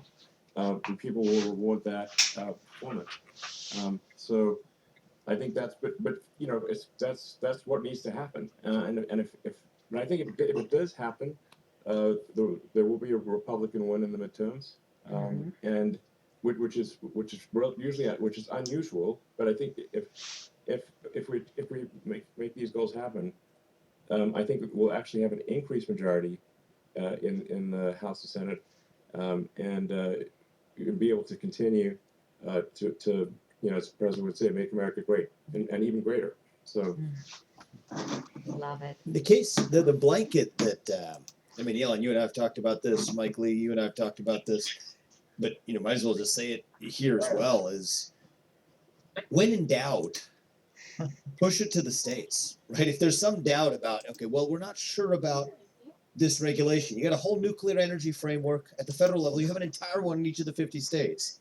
Same thing for spending or some other program. Are people going to really suffer if this is taken away? Federalism is the answer. Just push it to the states. And, I think that's a big part of, obviously what I'm looking to do next, but it's governors across the state, whatever, let them bear the load of what the federal government needed, because that's actually what the founders envisioned in the first place. I know, Mike, you've been a crusader for this since day one. No, that is right. That is the whole reason I ran for this job 15 years ago. The fact is, the people of our country are upset. They're upset about our government because it manages things poorly. And what a lot of people are starting to grasp is that it's not just a matter of changing from the red team to the blue team and back to the red team and making sure you've got better personnel in there, because better personnel won't make those same mistakes and won't fund the stupid studies about the drunk gerbils on a treadmill. Yeah. The point is, it's poorly run. Because when the U.S. government is doing all kinds of things that it's not supposed to be doing, that should be left to the states or to the people, in the words of the 10th Amendment, it becomes very poor, very bad at doing things that it is supposed to do. You can't be good at running the Pentagon and at making sure that traffic lanes, lines of commerce are open, when you are doing all kinds of things that the federal government wasn't built to do. We're using it as the wrong tool. There are very few things that the federal government currently does that the federal government is itself uniquely equipped and constitutionally authorized to do. That's what we got to get back to. And that's why this is going to be a painful, radical, transformational change in many circumstances. But it's going to be a huge relief to the American people.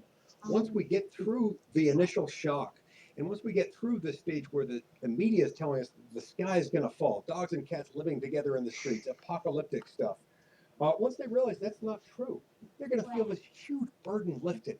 That's what we want. We want a better future for America. We can't get to Absolutely. returning to our founding document. Exactly. I couldn't agree with you more. And I'm actually pretty optimistic that we're going to make it happen. This is I think it's going to happen. So the progress is good so far, and if it keeps accelerating, then I think it's going to be awesome. So,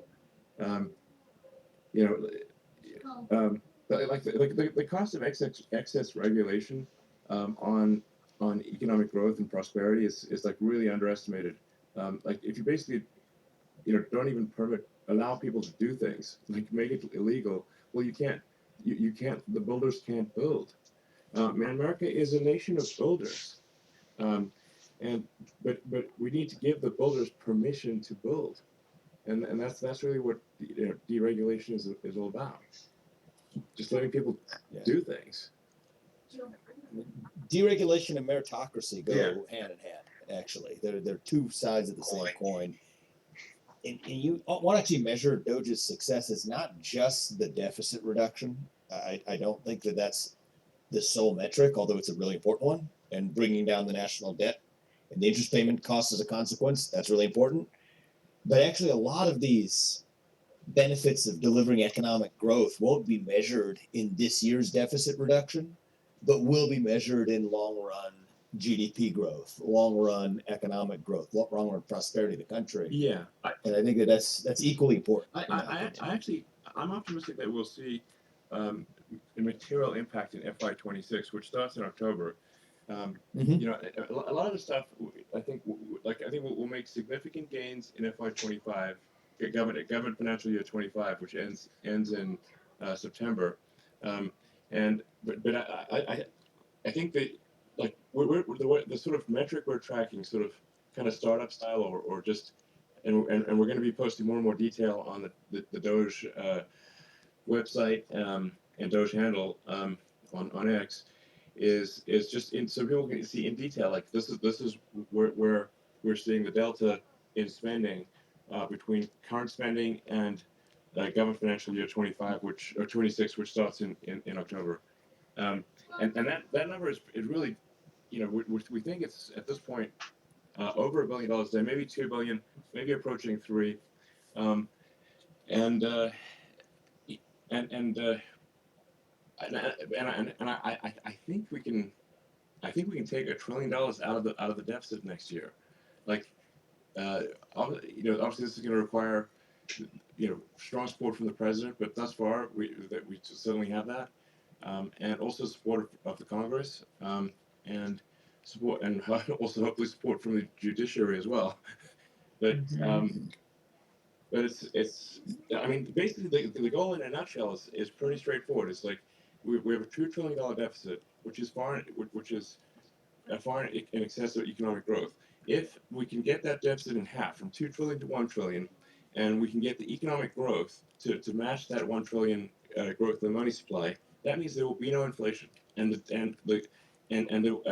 also the interest rates will drop, credit card interest down, mortgage interest down, car payment interest down, and prices at the store stay the same. That is a great outcome for people, and I think we can. Yeah. I think we can do it. I think People say it's unrealistic. No, People say it's unrealistic. But the funniest part about this is just the hard number here. And the four of us here know the answer, but for people who are listening, it might be eye-opening. Where, like, how much money did the federal government actually spend last year? Not the mumbo jumbo, non-discretionary this and not just like how much did the federal government spend last year? It was about $7 trillion. It was just under $7 trillion.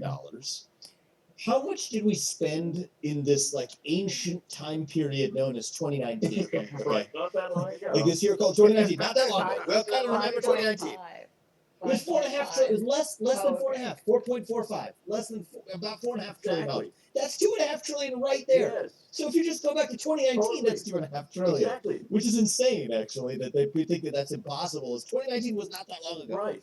And Precisely. it should Precisely. be And nobody thought that there was Exactly. an apocalyptic hellscape underway in Yeah, 2019. 2019 was pretty cool, actually. I like 2019. 2019 was not some nightmarish hellscape. Exactly. In fact, we got along and Mike, things were just fine in 2019. Mike can vouch for this too, though. What we saw with COVID, as we were pushing all those dollars out the door, they started a lot of programs with those dollars, and people just continue to expect those dollars to come, even though we're way beyond COVID. Yes. Way beyond COVID. Well, so often people will say, like, well, you can't reduce deficit that much because what about all the entitlement spending? Like there's the sort of guaranteed spending. Well, but here's the thing: and especially during COVID, as you alluded to, there was actually a massive increase in the amount of fraud and waste in entitlements, with like fake people, like collecting Social Security, like bogus payments to Medicare.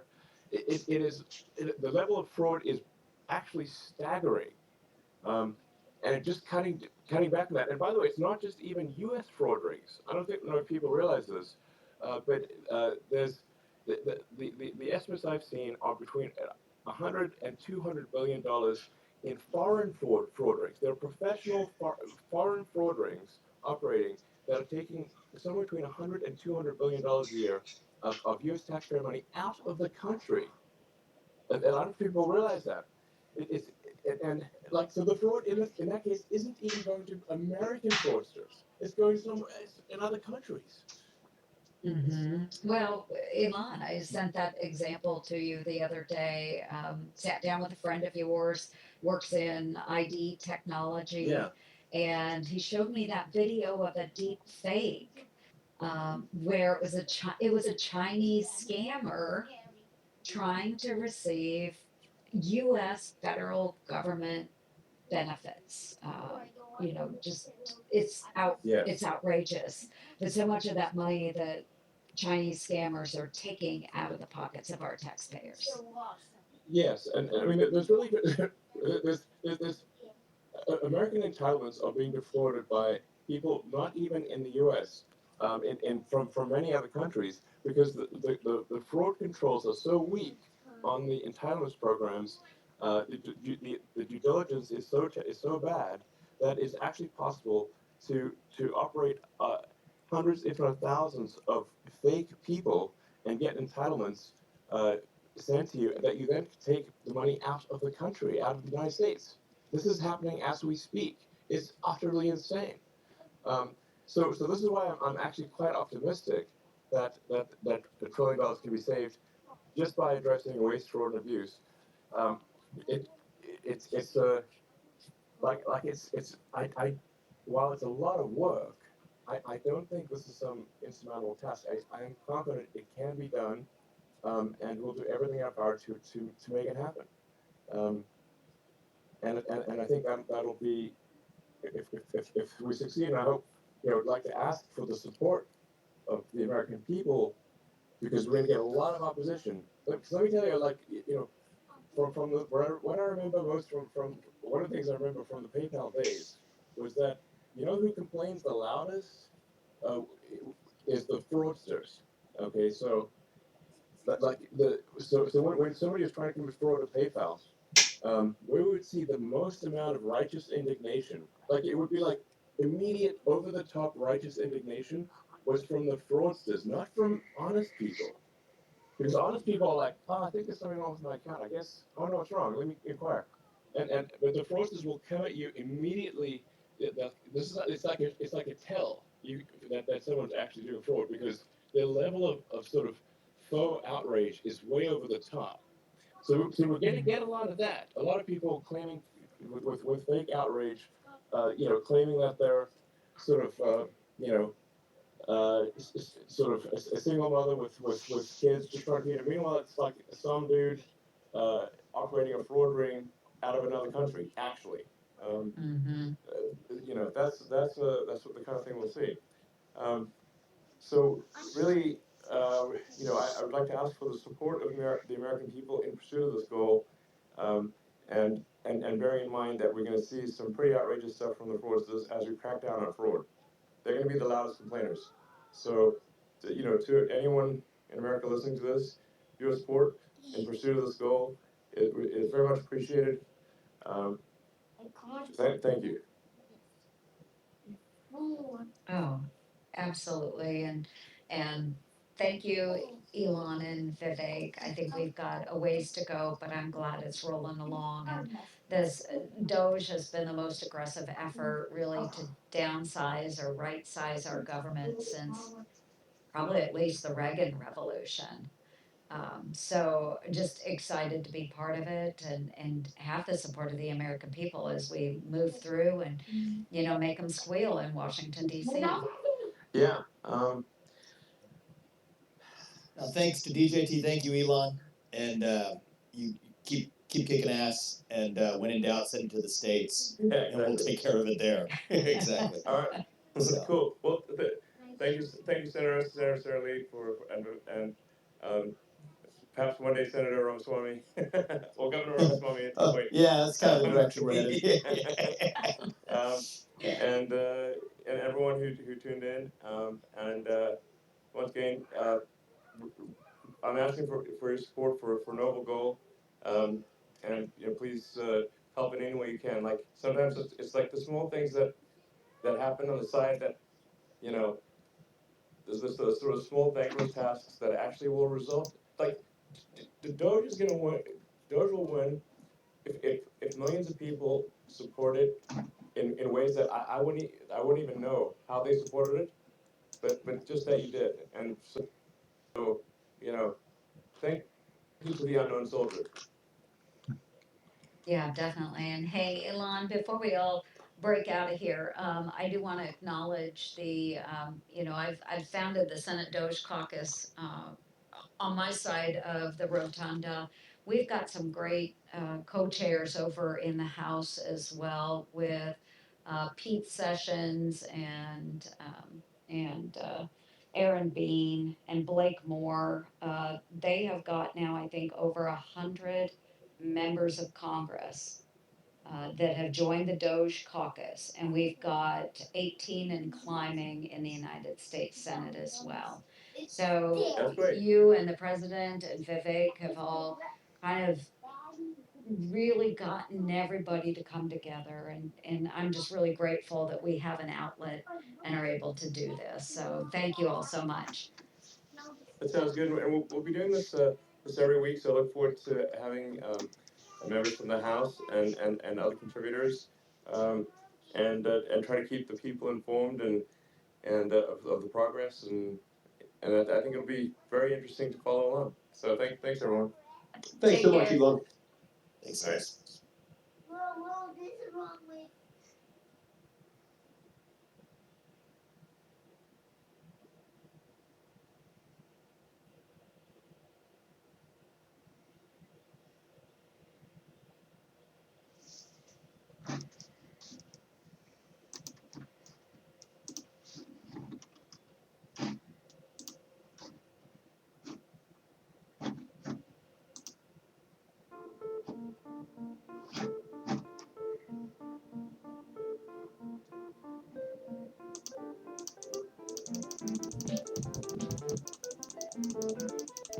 Questions about Mars and other things that people are interested.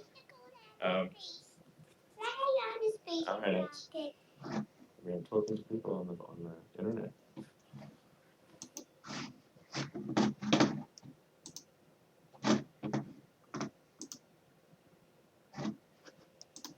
And we can also take some questions about Mars and other things that people are interested. Cool, excellent. Well, it's just a spaces conversation with people on the internet.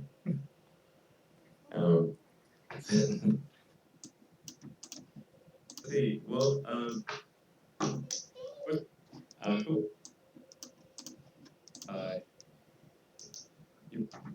Cool, excellent. Well, it's just a spaces conversation, and it's not meant to be anything big or formal. Just kind of an update. I've got the lights here in the background.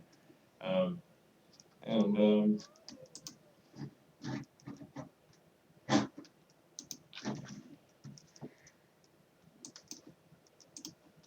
Oh, but if you've got actually just a ball of worms, isn't that as exactly? So, to be clear, in shutting down This country just demand. exactly. So, to be clear, in shutting down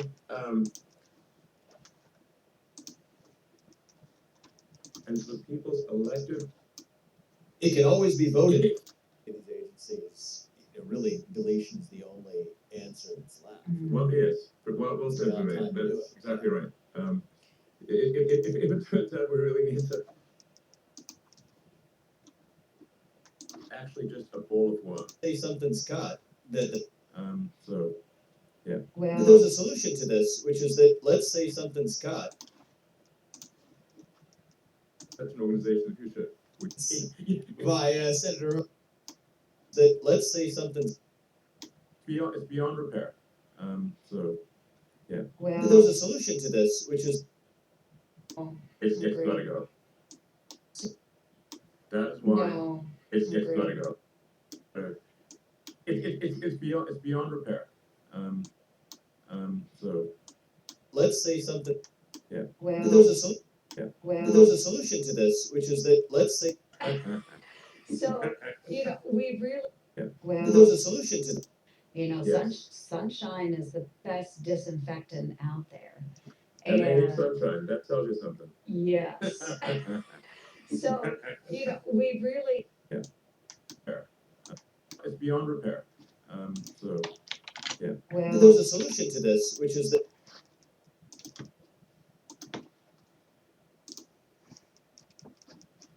Fundamentally, there's got to be a feedback loop to the people. Ability.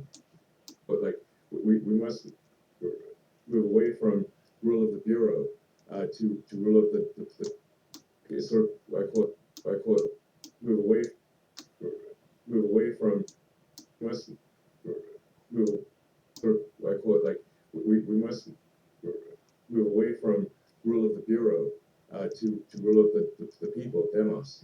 Now this time I know you're supportive. Yeah. Yeah, I mean, like I said, fundamentally, there's got to be a feedback loop to the people. It's sort of I call it like we must move away from rule of the bureau.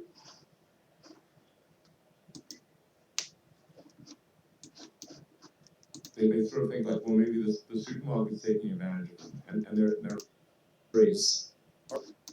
So when you see prices go up at the grocery store, it's because the government spent more money than it brought in taxes, increased the percent margins.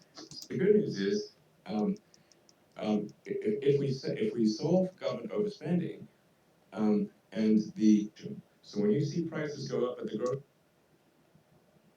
so when you see prices spending, and the so when you see prices go up at the grocery store, it's because the government spent more money.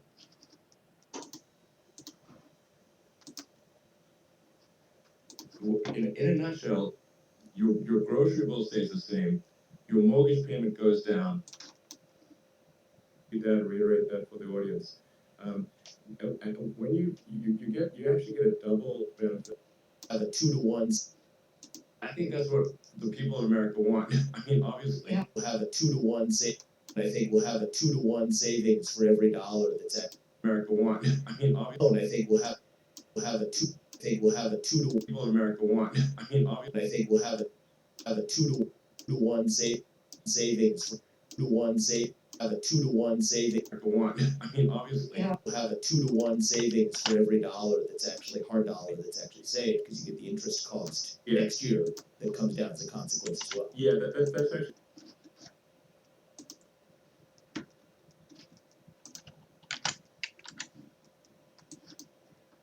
Unless you go through both houses of Congress and then give it to the president. So we destroyed federalism and separation. There's millions of them, and it's not like any one regulation is the show. Once we lost track of and comprehended, if you tried, there's vast amounts of federal regulation, which are de facto laws that are created. It's an incomprehensible amount. It's literally no human could possibly even comprehend it if you tried. Once we lost track of lives in so many ways. Exactly right. That's exactly right. And then we've compounded. It's an incomprehensible amount. It's literally. That's exactly right. And then we.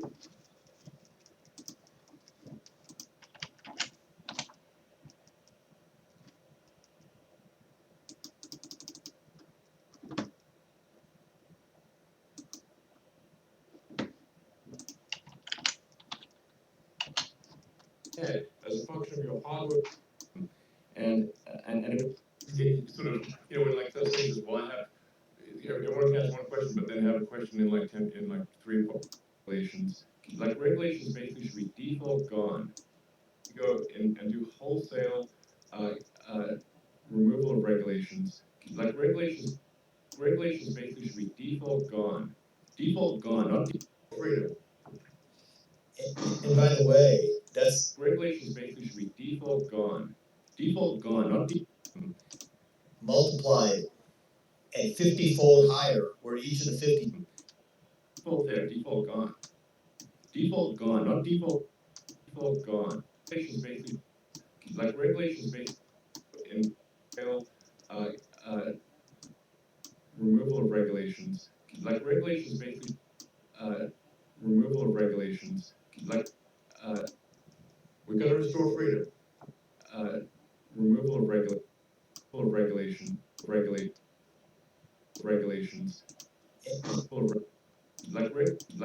By the way, that like regulations basically.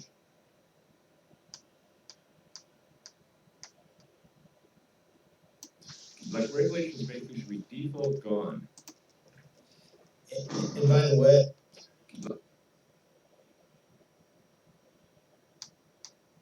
like regulations basically should be like and by the way, and by the way, like regulations and by the way, like regulations basically should be default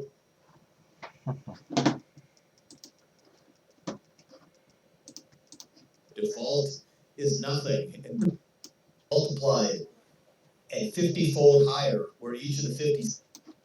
We've got to restore freedom. And like how it's like we've got to restore freedom. And by the way, that's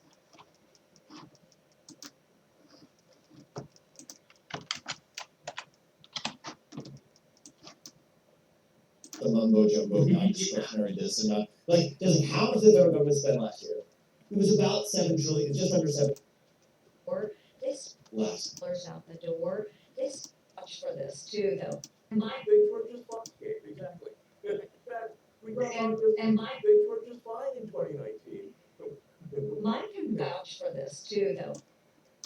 Car payment interest down. And prices at the store stay the same. But the funniest part about this is just the hard number here. And the four of us here know the answer, but people who are listening might just be like eye-opening. Where us here know about this is just. But the funniest part about this is. Well, 2019 was not the nightmare hellscape. Exactly. But the funniest part about this is just the hard number here. And the four of us here know the answer, but people who are listening might just be like eye-opening. Where how much money did the federal government actually spend last year? Not the mumbo jumbo, non-discretionary this and that. How much did the federal government spend last year? It was about $7 trillion, just under $7 trillion. How much did we spend in this ancient time period known as 2019? Okay. Not that long ago. Like this year called 2019, not that long ago. That's kind of remember 2019. It was 4.5 trillion, less than 4.5, 4.45, about $4.5 trillion. That's $2.5 trillion right there. So if you just go back to 2019, that's $2.5 trillion. Exactly. Which is insane, actually, that we think that that's impossible. 2019 was not that long ago. Right. And it should be. And nobody thought that You're there was right, an exactly. apocalyptic hellscape underway in Yeah, 2019. 2019 was pretty cool, actually. I like 2019. Well, 2019 was not the nightmare hellscape. Exactly. But the funniest part about this.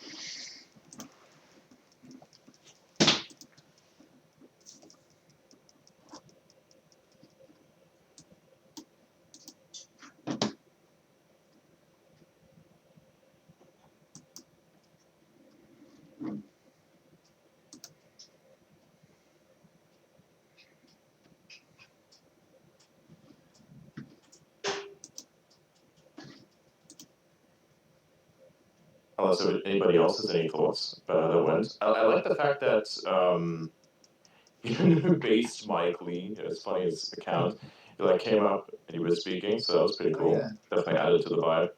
I like that part. He's talking about the Doge revolution. That's kind of cool. Yeah. But we got Vivek being there. That was pretty nice. Yeah, that's pretty cool. Because the media was drumming up some bullshit about there being somehow drama, but you can clearly see from this performance here that there is no drama. So there's that buried, I think. So that's pretty cool. Yep.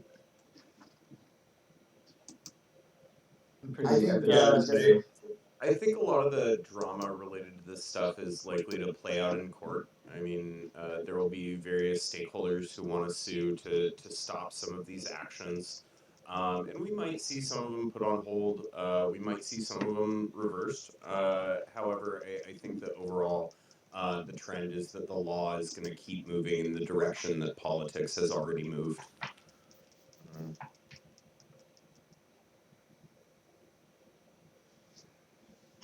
Yeah, makes sense. What the hell?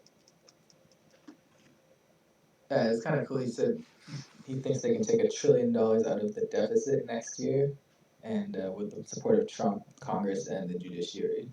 So It's saying if they had a $2 trillion deficit and they could take 1 trillion out, and then basically they could grow the economy to cancel out the last trillion. And basically, inflation would be negligible.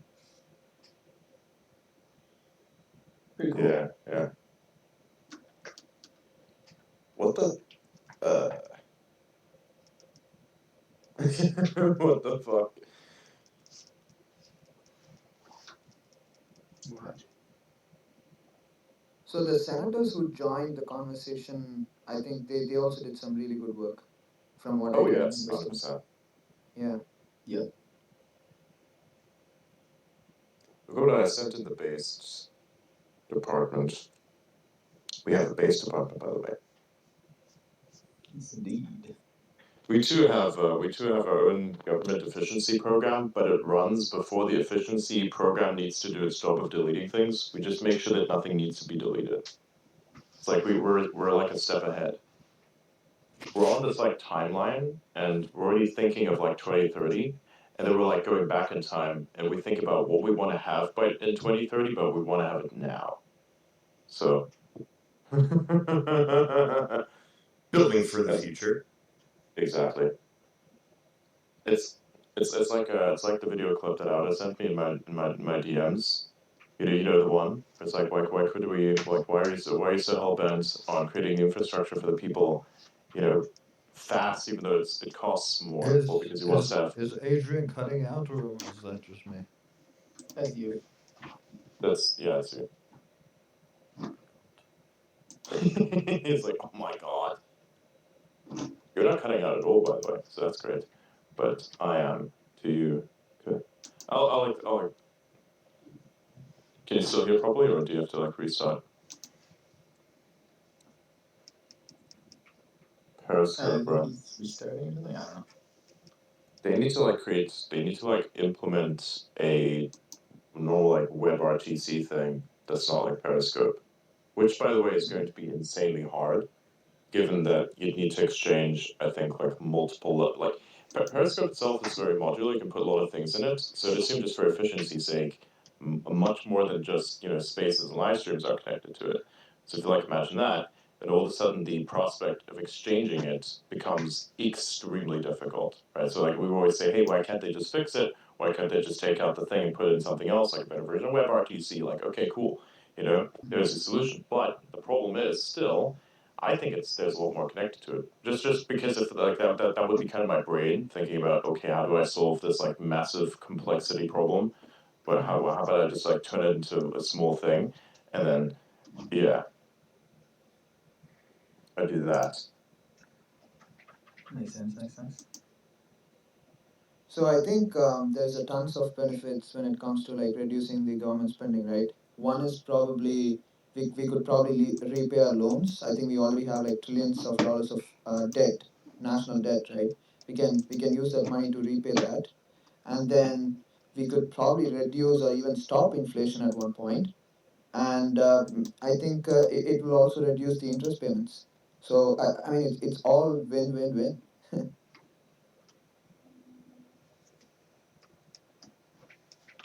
Mm-hmm. All right.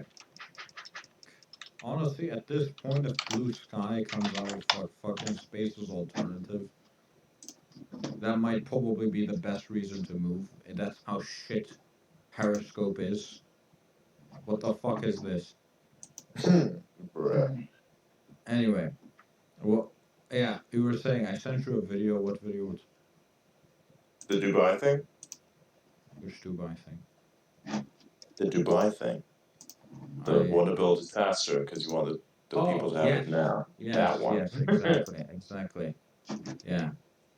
That's how we think. That's why we don't need like we ourselves as a group of people, we are like the Department of Government Efficiency, but we like want to have things that are in 2030, but which are cool, but we want to have them now. So it's like that post which I sent out there where I said this is how my brain works. This is how basically I want things to go. It's like you think about this amazing thing that you can have in the future. Well, what if you can have it now? Then actually you're starting on the first steps of, okay, if you're already there, do you actually need it? And then once you finally decide, okay, yeah, this would actually be the best thing for me, then you go ahead and pursue that as much as possible, and then you get there. Makes sense. It's like when somebody asks, hey, what if you had like an insane amount of money? Like there's a lot of problems that come with you, like that come find you because of the way that money works, especially at a certain volume. It's like, do you really want that? Are you sure you can deal with those problems? You know, that's what people don't ask themselves. They just want the moolah, they just want the fucking money, they just want the stacks and be like, yeah, boy, I got it. But they don't understand what comes with it. Like that kind of mindset will have you have the money and then lose it just as quickly as you got it. Yeah, they Yeah, want exactly. the positives without the negatives. There's like two Life doesn't work like there's that. like two fundamentally exactly. There's like two fundamentally misaligned mindsets that don't understand how the planet works. One of which is the one that says money doesn't do shit for you, bullshit, and one that says, oh, I can just like, money is like all my problems disappear. No, no, no. Some of your more pervasive problems disappear, that is true. Right, like you can't see your house or like, getting groceries and things like that. It's not gonna be on your mind as much, but what's gonna be on your mind is much, much bigger problems. You'll have I like have a very large scale problems that will be on your mind, connected to your wealth, of course, and people that want part of your thing. Like imagine you have these people, a very low level but extremely present example of this is a type of mindset that manifests the people who protest saying the billionaires need to pay their fair share. I'm like, their fair share of what? Their own money is like, what's your fair share of something you didn't work for? Hello, I have I have a theory that the number of problems you have as a person actually doesn't decrease at all. It's just that they just as you chain. exactly as you become wealthier, as you become more successful, though you can basically pay your ways out of some problems, but new problems emerge. Yeah. It just depends on like which problems are right for you. Like if you don't want to worry about the small shit and you distaste you dislike the small shit fundamentally, all of that's going to disappear for you. But if you are not mentally capable of dealing with the bigger problems that automatically come with this being at a high level, then that's not for you, and you're actually better off with the small problems than trying to deal with big problems that you don't have the mental bandwidth for because it's going to destroy you, right? This is not a you're not worthy type of thing. This is a do you want to remain sane or do you want to like develop ideations that are self-destructive as a result of your sanity vanishing? Like that's what you have to consider. And I say it's actually funny because not many people actually consider this for themselves, so they don't really understand how money works. And then you have occurrences which are quite shitty. Like for instance, people saying, "Oh, hey, it doesn't matter like how much government, for instance, spends, right? Because then it's like, okay, it's not my money." We're like, no, motherfucker, it's your taxes. So it's like, okay, cool. Nobody understands that. It's like, oh yeah, it could go there. Oh, that's fine. Oh, what about the aid? Leave the aid in. I'm like, aid for what though? Like, just do you ever consider like how effective that is? And then it's like the same people that give money to charity. It's like, okay, cool. Some charities work. I'm not going to say that all charities are a problem. Some charities I think are generally good, but I think just like with the USA, where it's like the majority of all this stuff is bullshit. I think, especially with the charities and the foundations. Like, I think most of it's just bullshit. I think there's a very small percentage which is very, very good, and they do quite a lot of work, and that work is very underrated, as a matter of fact. And you will hardly hear of them. You'll only hear of them occasionally because it can like raise large sums of money from like really influential people. So like that is pretty cool. Like they do a lot of work, but otherwise, it's like the cancer the institute like supposed to study cancer, but doesn't admit where cancer actually comes from. It's like, well, what is that? Nobody ever like ever asked. I was like, hey, we're gonna fund the research for like curing cancer. It's like, yes, we already know what prevents cancer from occurring in the first place. You don't have to like work on the cure if you already know how to eliminate the problem. It's like saying, "Oh wow, I have a problem where I shoot myself in the foot. So now I'm gonna have to figure out different types of unique technologies to come up with a foot guard to prevent the bullet from damaging my foot because I keep shooting myself in the foot." When in reality, you just take away the fucking gun. Right, like people, you know what I mean? Like it's a very intuitive way of thinking, but nobody really thinks about that. It's like, okay, you have the cancer problem, right? Okay, cool. What actually causes it? Because nobody. It's like crickets in the room. They're like, okay, what kind of potential cures do you have? Like, what do you think? Like, everything's chemo, things this, things that. Okay, go, cool. Okay, but like, what? How do you like prevent it from happening in the first place? crickets. This is very quickly turning into a conversation. Yes. Like seriously, it's actually kind of part of the Doge thing, because like when you deal about you think about foundations, you think about charities, you think about aid given, all that kind of stuff. These are just examples of purposeless organizations existing that want like things. They want they want a piece of a very large pie.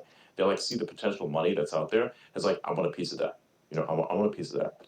It's like it's like you're looking at a gigantic bowl of like candies, and it's like, ooh, piece of candy. But like everybody else is, ooh, piece of candy. And then maybe one guy comes along and is like, ooh, piece of candy, grabs a whole fucking handful. What if 10 other people do the same thing? What if now 15 other people do the same thing? How long do you think it's going to take until the yearly bowl is empty?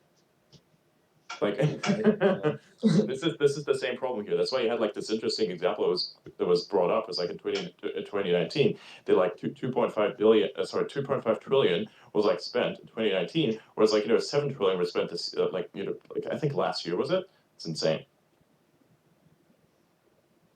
So it's like, what the fuck is that? That's remarkable.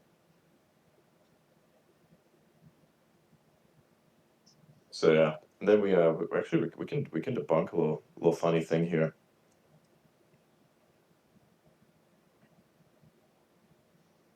You wanted to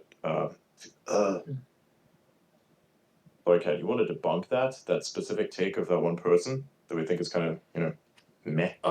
Yeah, so there's a take in the comments discussing essentially that Doge is arguing that trickle down economics works, and that there are going to be cost savings that are somehow passed down to average Americans, and I don't think that's actually the argument that's being made here.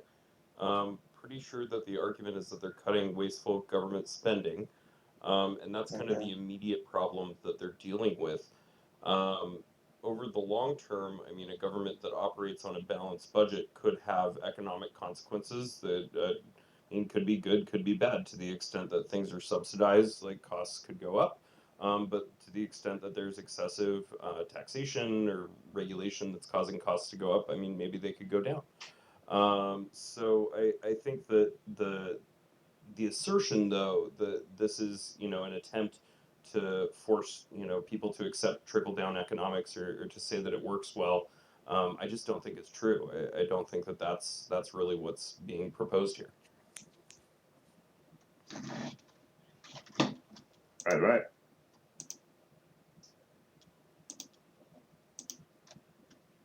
There's people here with like motorcycles. It's insane. Sorry.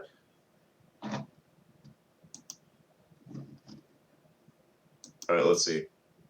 Oh yeah, sure. Let's bring him up. By the way, I don't want any international politics takes today. I just want to be specifically focused on the U.S. with this, because that's what we're talking about. And no international relations shit, just like with the regional stuff. That's kind of what we're going to deal with there. Like just what was discussed in the Doge space would be pretty cool. Welcome. Hey. It's Been a while. Hey, gang. Yeah, I was at the Doge space. It was phenomenal. Elon Musk, Vivek Ramaswamy, Senator Ernst went through a whole discourse on all the great measures that they're working on cutting, namely, redundancy, inefficiencies. They talked about the flaws of U.S. aid, and it was just a very good, positive, feel-good space. And they talked about President Trump's accomplishments. It was really, really positive. Good vibes. All is good. That's nice. So what's the deal with people saying the Jews killed JFK now? Huh? Yeah, that's wild. Or RFK as well? Like, I'm just like looking at my timeline right now. I just refreshed it, right? I don't know. People are going schizo. They're going to do what we're going to do. Anyways, back to the topic of the Doge space. Yeah, let's talk about Doge. Yeah. What do you guys think of them getting rid of USA and NED? I think it's amazing, for one. Yeah. Seems like it's gonna be good. It's gonna be the ball of worms. I agree.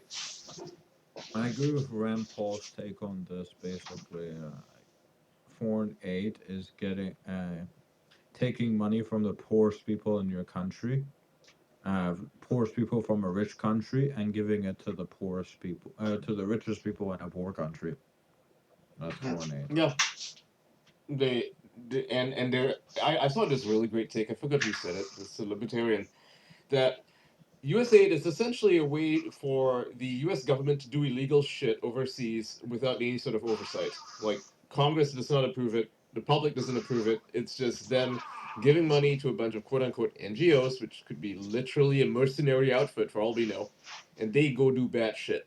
That is what USAID is, right? It's the ability to do whatever you want with government money or taxpayer money without any sort of agreement from the public that they should be doing that. It's a mess, right? They shouldn't be doing stuff like this. And that alone, I think, is a pretty good reason not to have organizations like USAID and so many others. Like, it's not the only one, right? I've looked into a number of these organizations, and they're by far the biggest, and they're definitely the ones getting away with like a lot of the funding of, say, censorship outfits. For instance, USAID is the lead funder of Nina Jankovic, if you guys remember her, the disinformation, DHS disinformation person. They're funding her organization in the UK so that she can promote censorship of Americans. Like, that is what they're doing. Yes, it's they get away with this stuff, and not anymore, because now we're gonna make them stop. And it's funny, I had this argument yesterday with a friend of mine, and he's on the fence about USAID. He's like, well, if America's using it to get rid of dictatorships and to make the world a safer place, a more pro-America, that'd be great. And I said, have you seen the world lately? Do you think the world likes what America is doing? Do you think the world enjoys USAID? No, it's making everybody into an enemy of the United States. So it's backfiring, even with its own stated mission.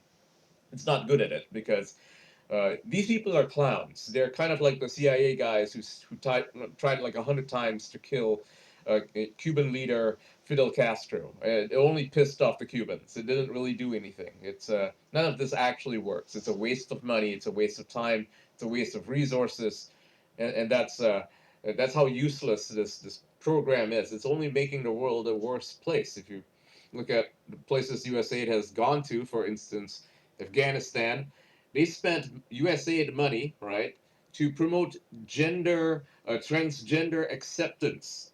So, I mean, that's Afghanistan. The country's hardly, it's not liberal. And you're trying to force them to accept trans people.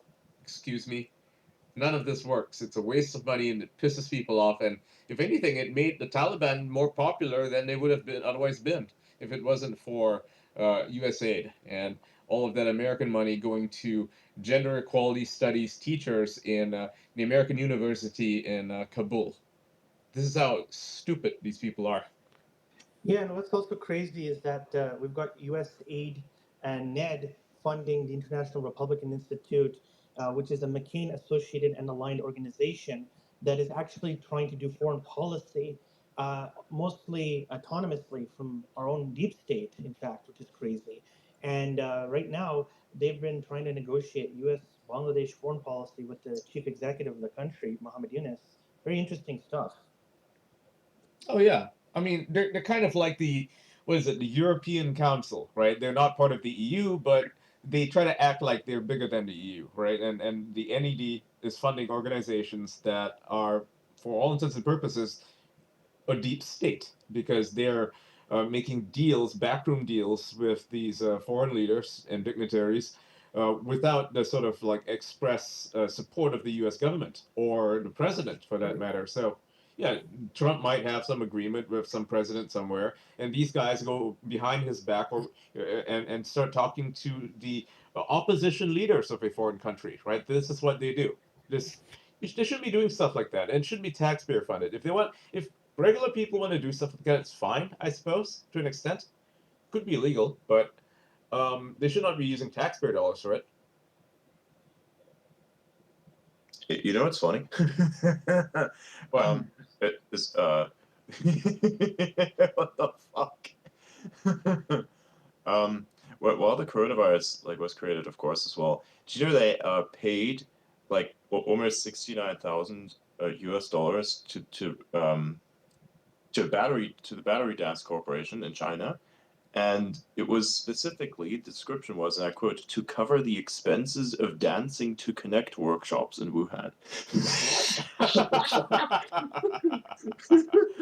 No Oh way. boy, we're moving the Wow, distance. literally We're like dead. putting you on me, and here we go. Holy shit. Literally dead. That is incredible. I love that. So I can't even be mad at that. Is so terrible and so stupid. I can't even be mad about that. I don't think anyone really can be mad about that. That one's funny. I mean, I did want to talk a little bit to Ian's point about the deep state impact of US aid. I think that might be a little bit overblown. In my experience, it's typically just grifty stuff. I mean, it's like people making shady deals with people that can somehow get them a kickback.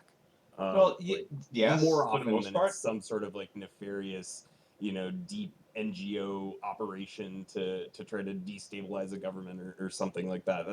That's far less common than just like some kind of grift. Oh, I know. I'm not saying like all of the money is going towards destabilizing the world, right? It's I would say probably 95% of it is grift, right? It's kickbacks and bullshit, right? They're using taxpayer dollars to give themselves money. That alone should be an imprisonable offense, right? There's no question there. It's corruption.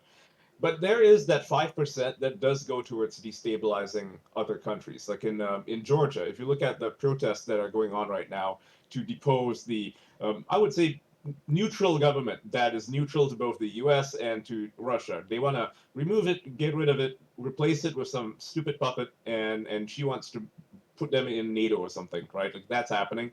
If you actually go to the websites for the organizations that are leading the protests in Georgia, as well as Kazakhstan, by the way, and Slovakia also, you'll find that they are funded by USAID. It literally says on their websites. So it's like America is funding these, quote unquote, color revolutions, right? That these students who are grassroots, and I mean, they're incredibly well funded. Even if it's just a few $1 million, it's not that much money because these are relatively cheap countries to spend your money in. You're going to get your money's worth by by paying a few organizers, and then they set everything up.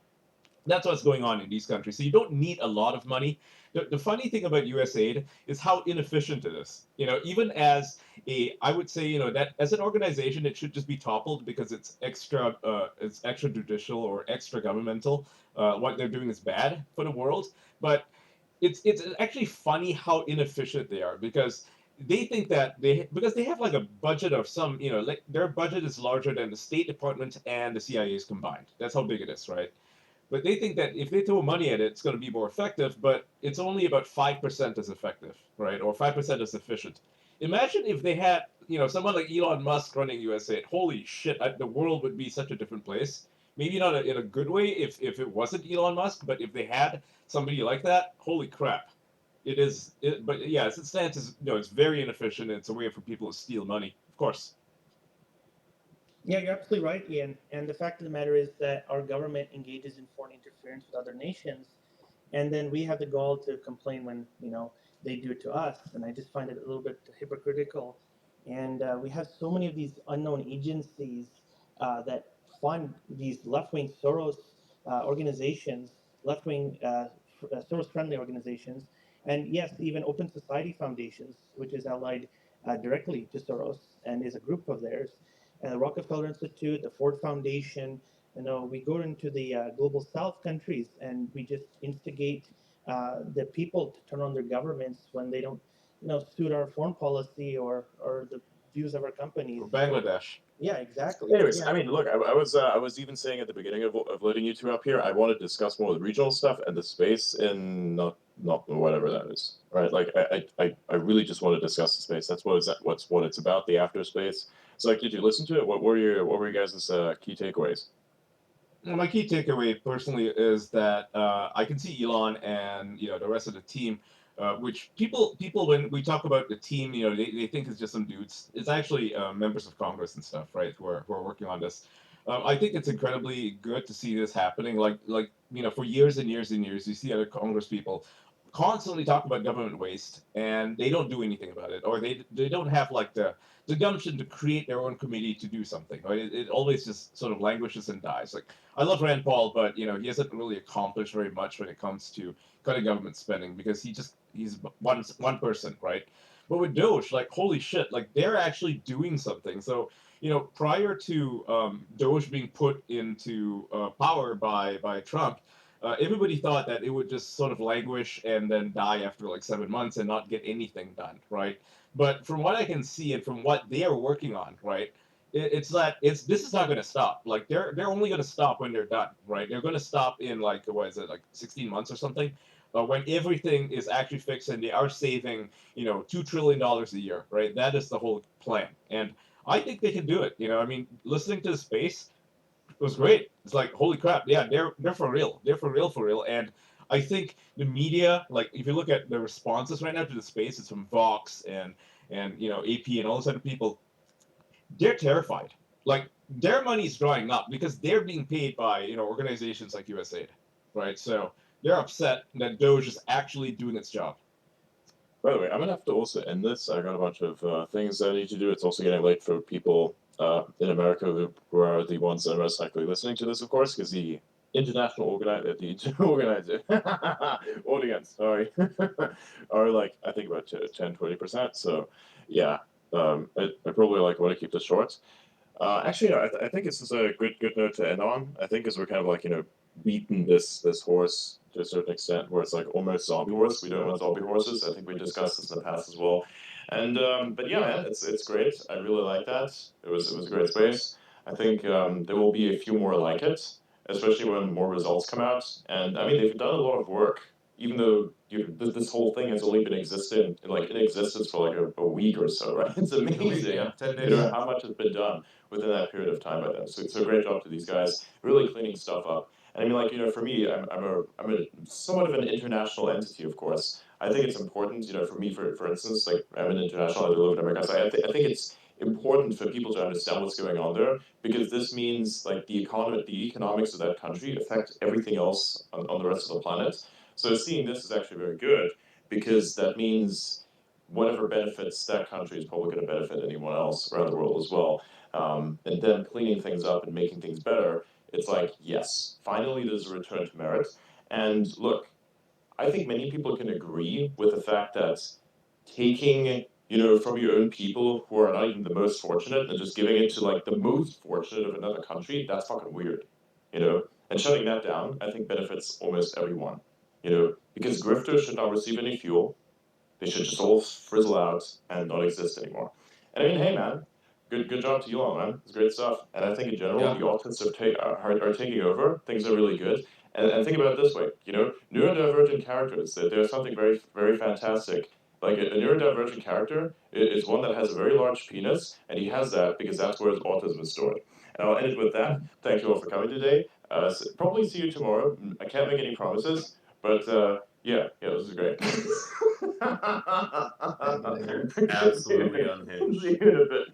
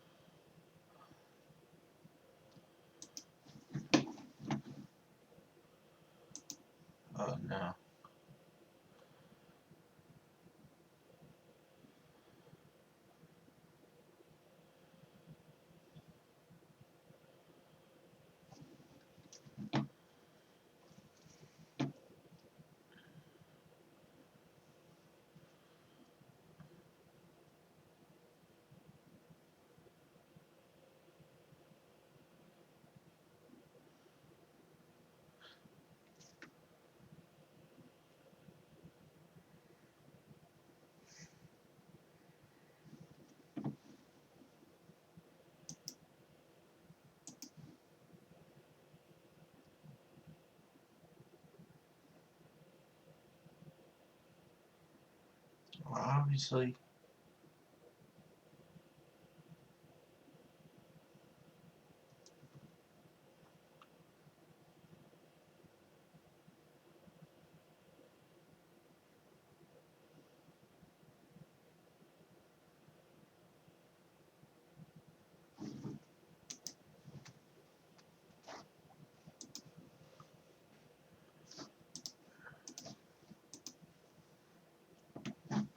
From electrodynamics, the Larmor formula, which says that this video is sponsored by Brilliant.org. I have been asking physicists the same question for more than a year now, and all of them answered straight away, without any hesitation. But none of them actually realized how difficult this question is to answer. And I have been asking everywhere, even at a conference about general theory of relativity. The problem originates from the known result from electrodynamics, the Larmor formula, which says that if you have an electric charge under acceleration, it will produce an electromagnetic radiation. This phenomenon is very well known and it's widely used in current technologies, so we know that this acceleration, it will produce an electromagnetic radiation. This phenomenon is very well known and it's widely used in current technologies, so we know that this formula is correct. And one night we were enjoying a beer in a bar and have some fun, and one of our students asked a simple question related to her master thesis, which was about possible ways how cosmic rays could be losing energy. And she wanted to know if a charged particle could lose energy by moving close to a very massive body, which would curve its trajectory, and due to this acceleration, it would radiate some energy away according to this Larmor formula. And this immediately sparked a discussion, but not about this particular problem concerning the cosmic rays, but whether a charged particle could be radiating according to this Larmor formula if it was accelerated by gravity in general, whether it's orbiting or just freely falling. And since this discussion remained unresolved, I've been asking this question to all the physicists I met. And the immediate answer to this question was, of course, it's a charge under acceleration, and therefore, according to this Larmor formula, it must produce an electromagnetic radiation. But knowing a thing or two about gravity, I didn't like the answer. And this question shouldn't be dismissed so quickly. So now, think about the consequences of this answer. We know since Galileo Galilei that all objects fall down on Earth with equal acceleration. But if you dropped a charged particle with neutral particles, the charged particle would start to radiate, which costs energy, and therefore the charged particle would have to accelerate slower than the neutral particle. This would be in contradiction to Galileo's findings. But Galileo didn't say anything about charged particles, so who cares? Much later, in 1915, Albert Einstein discovered the general theory of relativity. And one of the core pillars of this theory is the equivalence principle, which is basically a generalization of these Galileo's findings, that all objects fall down with the same acceleration. It states that locally there is no physical experiment that can distinguish between free fall and being out in space, as well as between being on the surface of a planet and accelerated rocket. But according to this principle, a charge that is freely falling should behave the same way as being out in space. Therefore, it shouldn't start to randomly accelerate as it would in a free fall due to radiation. A particle either radiates or don't radiate. And that is something that everybody has to agree on. And therefore, if a falling charge would radiate, while the charge in outer space would not, then you could experimentally distinguish these two cases, and therefore the equivalence principle would be broken. So in order to say the equivalence principle, we must say that falling charge would not radiate, since locally it is at rest, while the surface of the planet is accelerating towards it. And this makes sense because the electric field is also subject to gravitational acceleration, and therefore, for a falling charge, there is no relative acceleration between the particle and its field. And what is even more interesting is that if there was a charge sitting on Earth, from the reference frame of the falling observer, the charge on the surface should radiate according to Larmor formula, due to non-zero acceleration. Because according to equivalence principle, this should be indistinguishable from the charge being accelerated by rocket. So is this correct resolution to the question? I think it needs a bit more explanation. Electric field is also influenced by gravity, and therefore, if a charge is in free fall, its field is in free fall as well, resulting in zero relative acceleration between the field and the charge. And the Larmor formula was derived in such a way that it was only the charge that is accelerated, and not the field.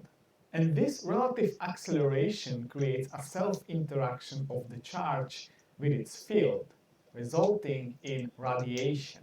It is important to know that electric field around a charged particle is not an integral part of the particle, but it's something external to the particle. And therefore, the particle and its field can be influenced separately. Imagine, for example, a charged particle moving in magnetic field. There is magnetic force acting on this particle, making it to curve. But this magnetic force only applies to the particle itself, but not its electric field. This creates a relative acceleration between the particle and its field, causing it to radiate. But for gravity, both the particle and the field are influenced by gravity, and therefore there is no relative acceleration. If you had a charge supported on the surface of the planet, there would be a force acting on the particle against the gravity from the ground. But this force would not act on its field. The field of the particle would fall through the surface, causing relative acceleration and therefore radiation. Okay, now it starts to be pretty weird. This tells me that if I was holding a charge here, it would radiate energy away because it's in relative acceleration between the charge and its field. But there are a couple of problems with this view. One of the problems is that while trying to make this animation as demonstrative as possible, to truly master concepts, you need to try something more active, like Brilliant.org, the sponsor of this video. With Brilliant, learning is different because Brilliant offers interactive lessons, namely in math, data, programming, and AI, and solutions. And you also get 20% discount on annual premium subscription. So I thank Brilliant for sponsoring me, and now back to the video. Light is an electromagnetic radiation, and therefore you also need a magnetic field to have a light. According to Maxwell's equation, the magnetic field can arise only in a couple of ways. You either have a source, which would be a magnetic monopole, or you need either a current or electric field intensity that changes with time. But this setup has none of it. The charge is stationary, therefore no current. And the charge is still the same distance away from us. And therefore, the intensity of electric field we measure doesn't change with time. So in this scenario where I hold this charge in my hand, I should not see any electromagnetic wave. An observer.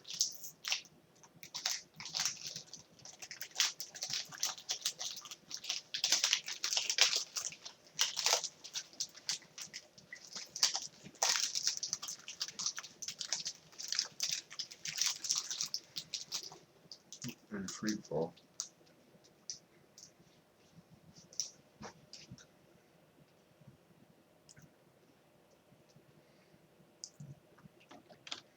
Sure.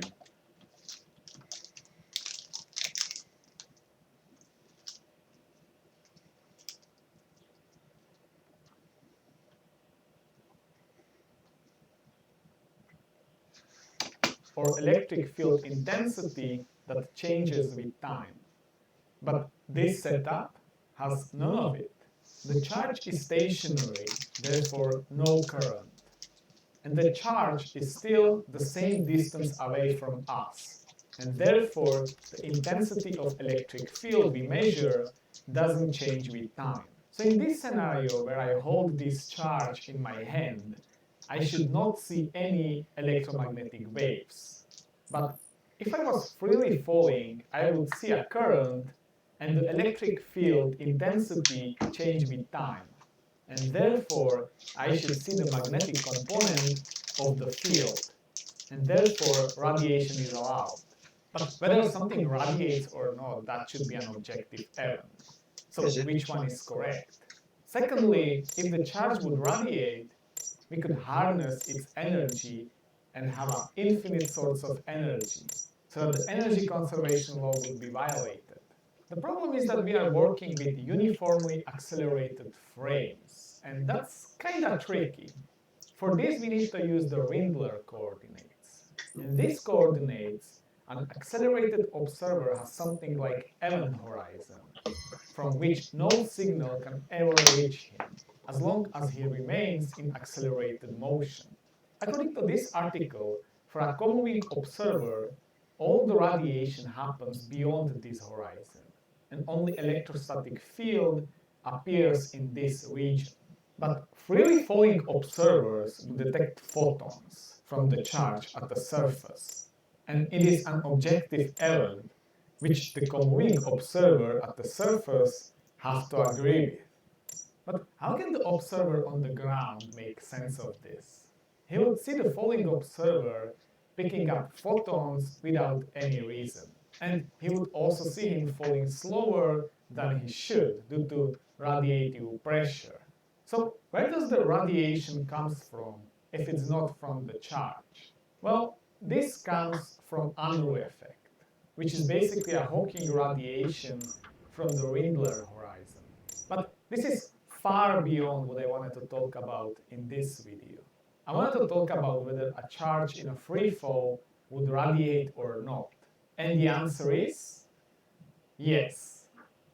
Did I just confuse you? What about the relative acceleration between the charge and its field? The problem is that equivalence principle applies only locally. And while the particle itself is small enough so that we consider it to be local object, the field it generates spans to infinity. This creates a different acceleration at different parts of the field, causing a back reaction to the charge itself. And therefore there is a small relative acceleration between the charge and its field. But this acceleration would be much smaller than 9.81 meters per second squared. So if the question was, would a falling charge radiate according to Larmor formula, where we put g into the acceleration? Gosh, I wish I could say no with 100% certainty. But this mystery is still unresolved. And there are still papers being published to this day about this topic. But despite this, there are some agreements. There is strong consensus that charge sitting on Earth won't radiate according to co-moving observer. There is strong consensus that freely falling charge won't radiate according to freely falling observer.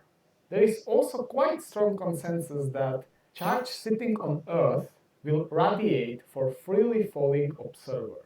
But for example, in this article, Signal claims that it would not radiate. But does a freely falling charge radiate from an observer on the surface? And this is the controversial one. Most physicists that work in this field would say no due to equivalence principle. But there are also strong arguments for yes. But in the past, there wasn't even consensus whether a uniformly accelerated charge radiates or not. Even physicists like Bohr, Pauli, Feynman thought it wouldn't. And as I showed you, Signal still think this. there is yet another consensus, and it is the validity of the equivalence principle.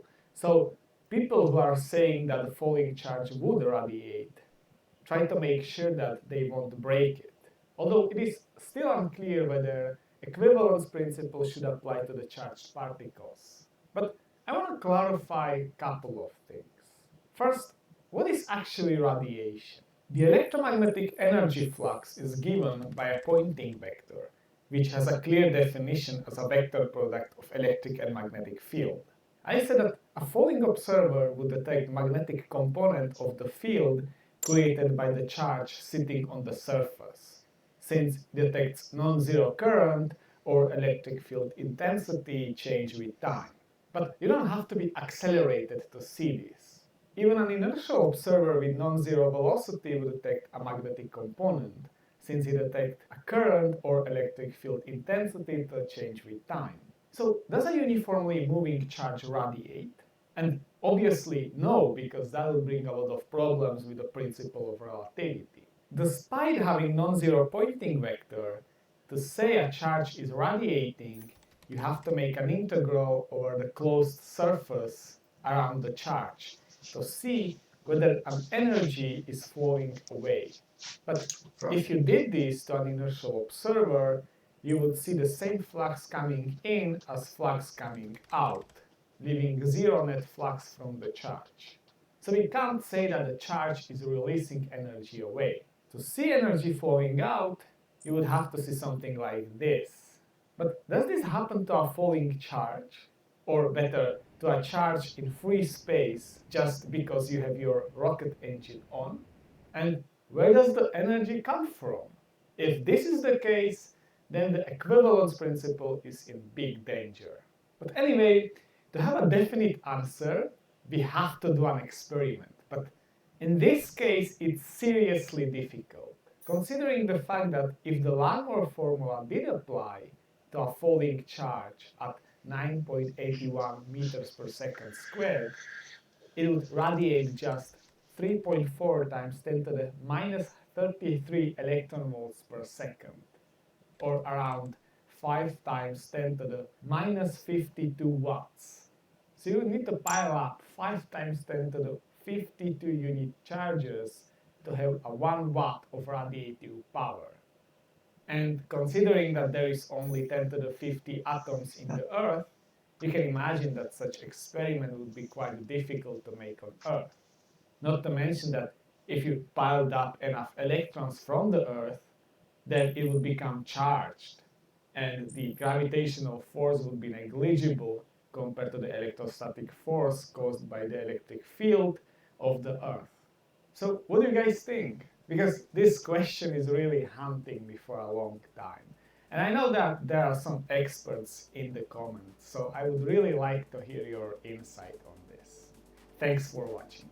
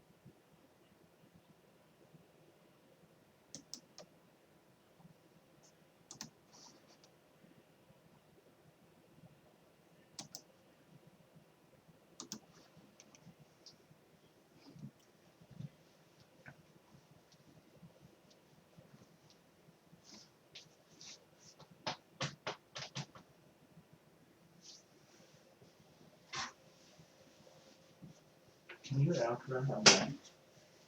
Yes, you can.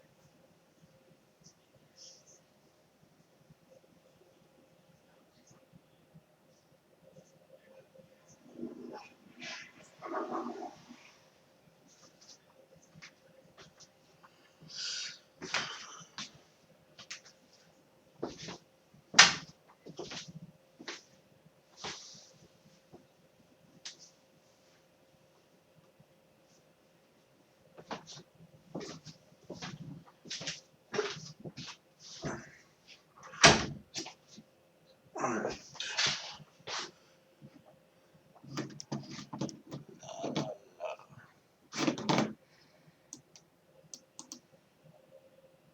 Good night, stream.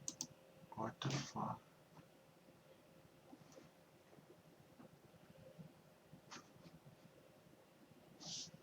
Oh, I'm in the past. Ooh, jeez. Alright, good night, streamer.